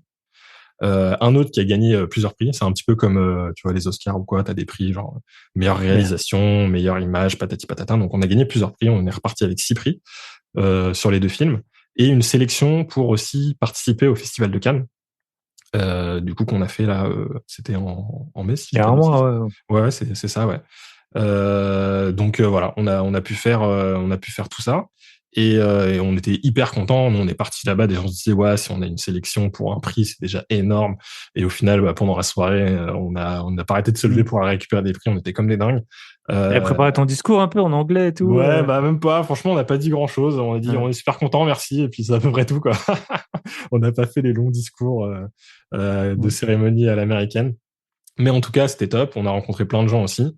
Et forcément, derrière, on a commencé à discuter avec un distributeur. Donc là, on a un distributeur qui a signé des visas d'exploitation pour commencer à essayer de vendre nos films, en fait, de vendre des courts-métrages qu'on a fait. En parallèle, on avait fait aussi un autre film pour un concours chez TF1 qui a aussi bien marché, qui a été dans les finalistes, etc. Enfin voilà, on commence à avoir des films qui marchent en festival. C'est ça, ouais. Et donc, quand tu as des courts-métrages qui commencent à fonctionner en festival, tu les présentes à d'autres festivals parce que tu peux en gagner plusieurs. Comme ça fait que tu as un film qui gagne plein de prix. Et puis, forcément, derrière, il y a des distributeurs qui commencent à dire, toi, c'est pas mal, etc. OK. Et on commence à rentrer un peu dans ce milieu-là, petit à petit, grâce à ça, quoi. Et qui peut acheter ça? Qui peut acheter des courts-métrages? Ça peut être Amazon, Netflix et compagnie, les chaînes de télévision, des plateformes qui veulent lancer un truc pour les courts-métrages, Canal+. Canal+ aussi, c'est vrai qu'ils achètent pas mal de courts. Mais souvent, franchement, c'est pas là-dessus qu'ils font beaucoup de sous. C'est pas, de toute façon, un court-métrage, tu vas le vendre, si t'as de la chance, juste ça va te rembourser tes frais, quoi. Parce que tu vas le vendre genre 5 000 balles, tu vois, ou 10 000, ou 15 000. Enfin, c'est pas des gros montants. Et toi, derrière, t'as travaillé plusieurs jours dessus. T'as payé personne en plus. Nous, pour l'instant, on paye personne. T'as utilisé du matos. Alors nous, heureusement, on a le truc du matos qu'on paye pas, mais ça, c'est un super montage qu'on fait parce que en fait, sinon, on devrait au moins sortir 1 500 euros de location d'équipement par jour de tournage, quoi, minimum. Donc ça te fait quand même ça te permet de tourner à moindre frais. Mais ouais, normalement, c'est assez cher de faire un film. Et là, je m'en rends de plus en plus compte parce que pareil, quand j'étais à Cannes, j'ai pas mal discuté avec pas mal de professionnels. Ça m'a permis de mieux comprendre comment tu pouvais financer un long métrage. Et ouais, c'est pas simple. Il faut trouver en fait des gens prêts à mettre 1 million, 2 millions dans ton film. Et sachant qu'on sait pas du tout où ça va aller. Mais il y a beaucoup de trucs à savoir. Il y a les banques, par exemple, les banques qui ont des fonds dédiés où les États aussi, enfin, puis TF1 et tout ça, ils doivent aussi, ils sont obligés de participer, je pense. C'est ça, ouais. T'as le CNC qui peut t'aider, mais qui va pas financer tout le film, mais effectivement qui peut t'aider à financer une partie. Et en fait, un truc intéressant, c'est que quand les banques investissent dans des films, toutes les grosses banques ont des véhicules du coup d'investissement pour faire ça. En fait, c'est défiscalisé parce que c'est comme si tu faisais une sorte de donation. Ouais. Donc, si tu arrives à créer un deal, à avoir un bout de la banque, etc. Après, plus ton film il est financé par d'autres personnes, plus potentiellement elles peuvent avoir un mot à dire sur le film. Plus c'est chiant pour toi, quoi. L'idéal, en fait, c'est de pouvoir produire ton film tout seul. Comme ça, tu fais ce que tu veux, quoi. T'as personne pour te dire, en fait, ça, on fait pas comme ça tu fais ça. Là, je veux pas que ce soit voilà. Ça te permet d'avoir plus de liberté. Mais petite question. Voilà. Ouais. Est-ce que vous louez en mode, vous êtes propriétaire, vous louez à quelqu'un les équipements? Parce que du coup, tu dis que c'est cher à louer. Ouais, est-ce que on va commencer à s'y mettre. Ouais.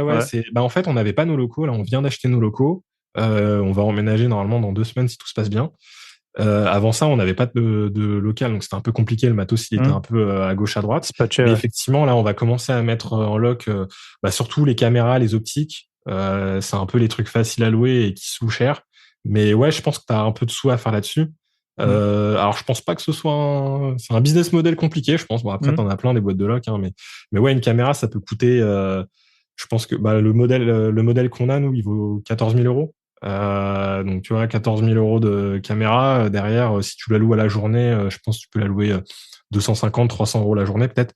Ça te permet au moins d'avoir un petit retour sur investissement sur ta caméra, quoi. Et puis après, si tu rajoutes les optiques, etc., ça augmente l'enveloppe. Yes. Ok, top. Écoute, on a fait et la boîte, du coup, là, tu te payes pas. En fait, vous payez juste les frais, vos contrats pro. Toi, tu travailles sur les contrats pro aussi? Enfin, les contrats. Ouais, alors ça m'arrive de dépanner de temps en temps quand on a des gros projets. Moi, je me suis jamais versé de salaire sur la boîte. C'est pas l'idée tant que je suis pas dedans à 100%. Après, effectivement, pour ceux qui sont dedans à 100%, eux, ils se versent un salaire. Mais l'idée un peu que j'ai en tête, c'est de continuer un peu mon activité de freelance là pour un certain temps, histoire de pouvoir refaire 2-3 investissements, d'avoir vraiment des revenus côté immobilier qui tournent et qui me permettent d'avoir une certaine stabilité. Et puis après, en fait, de pouvoir rebasculer sur la boîte de production à 100%. Mais sans forcément avoir besoin de me reverser un salaire tout de suite, quoi, parce que c'est pareil, un salaire, c'est une grosse charge. La boîte, en plus, on a monté à 6 associés, ça fait du monde. Donc, ouais, ça fait plusieurs salaires à payer, etc. Donc, ouais. C'est un peu le plan. Yes. Ok. Écoute, je pense qu'on a fait un bon tour, hein. 1 heure, on est sur 1h30 de podcast. Ouais, finalement, il a été long. Ouais, on a toujours, quand on a plusieurs activités, on a toujours beaucoup de choses à raconter. Écoute, je pense qu'on a fait un bon tour. Si on veut te contacter, si vous voulez faire des films de votre bar mitzvah ou de votre Sweet 16, Vous pouvez faire appel à C'est ça, Sleep ouais. Day. Et non, j'ai une question. Est-ce qu'on peut voir tes courts-métrages genre sur Ouais, YouTube ou quelque absolument, chose? ouais. Absolument. On a une chaîne YouTube qui s'appelle Les films de Sleep Day. Donc Sleep, Voilà. tu peux Sleep épeler? Day, SLIP, comme un slip, et Day, DAY. Ok. Et donc, on a notre chaîne YouTube, c'est les films de Sleep Day. On a pas mal de films dessus, pas mal de 48 heures. On n'a pas les deux dont j'ai parlé qui ont gagné, ils sont pas encore dessus. Parce que tant qu'ils sont en train de tourner en festival, on peut pas les mettre en lien public. Donc voilà, les meilleurs ne sont pas dessus. Mais il y a déjà des super bons films qui ont gagné des prix aussi de leur côté. Donc vous pouvez faire un petit tour là-bas. On a aussi un compte Insta Sleep Day, si ça vous intéresse de voir comment ça se passe quand on fait nos tournages. Et après, moi, mon compte Insta perso, c'est DF Visual. Donc, En un mot, avec le underscore. Il y a DFVI. il y Ah, a un underscore, ouais, DF underscore Visual. ok. Et voilà, n'hésitez pas, si vous avez des questions, même sur l'activité freelance ou autre, ce sera avec plaisir. Et puis pareil, s'il y a des investisseurs sur Paris, voilà, toujours partant pour échanger un verre ou quoi et parler d'IMO. Ça roule. Eh ben, écoute, Dimitri, merci beaucoup. Bon courage avec le bébé et le deuxième bébé en devenir. Et puis quand je passe à Paris, je Ouais, passerai de faire un petit bonjour. Et avec aussi, plaisir. voilà, il y avait d'autres personnes qui étaient à notre goûter d'anniversaire qui attendent un bébé et que je félicite. Ah, Voilà. Eh effectivement, ben, ouais. ok. À très bientôt. Bonne soirée, bonne journée en fonction de l'heure à laquelle vous écoutez. Exactement. Pensez à faire des gros billets dans tous les domaines comme ça. Vous pouvez avoir des films primés. Voilà, Festival de Cannes. Vous serez sûrement jamais assez riche pour payer la soirée sur le yacht à 50 000 euros. Donc autant faire un film qui On vous peut y se amène faire inviter. gratuitement. On peut se faire Voilà. inviter, c'est ça. Allez, bye bye. Ciao. Et voilà, vous êtes arrivés au bout des 1h45 de podcast. Et oui, bravo à vous. Je sais qu'il y en a beaucoup, je vous vois, qui écoutent en accéléré. Donc c'est pas si long, hein, du 1,25, 1,50. Je dois parler assez vite grâce à ça. Je vous rappelle, profitez, événement à Brumat, 2, la boîte à billets pour avoir des infos exclusives qui vous enrichiront très probablement. Voilà, il n'y a aucun succès garanti, mais dans la vie, à ce prix-là, pourquoi se priver? Justement, c'est tout ce que je voulais vous dire. Numéro 3, vous pouvez aller sur grosbillet.com, vous avez tous les liens, le groupe Telegram, tout ce que vous voulez pour me contacter et vous aider à faire vos gros billets, que ce soit en milliers, en millions, en dizaines de millions. Et d'ailleurs, avec les 2 prochains invités qu'on aura dans les prochaines semaines, on va vraiment parler en millions, en gros bifton. Je vous souhaite une très bonne semaine à tous et à très bientôt. Bye bye.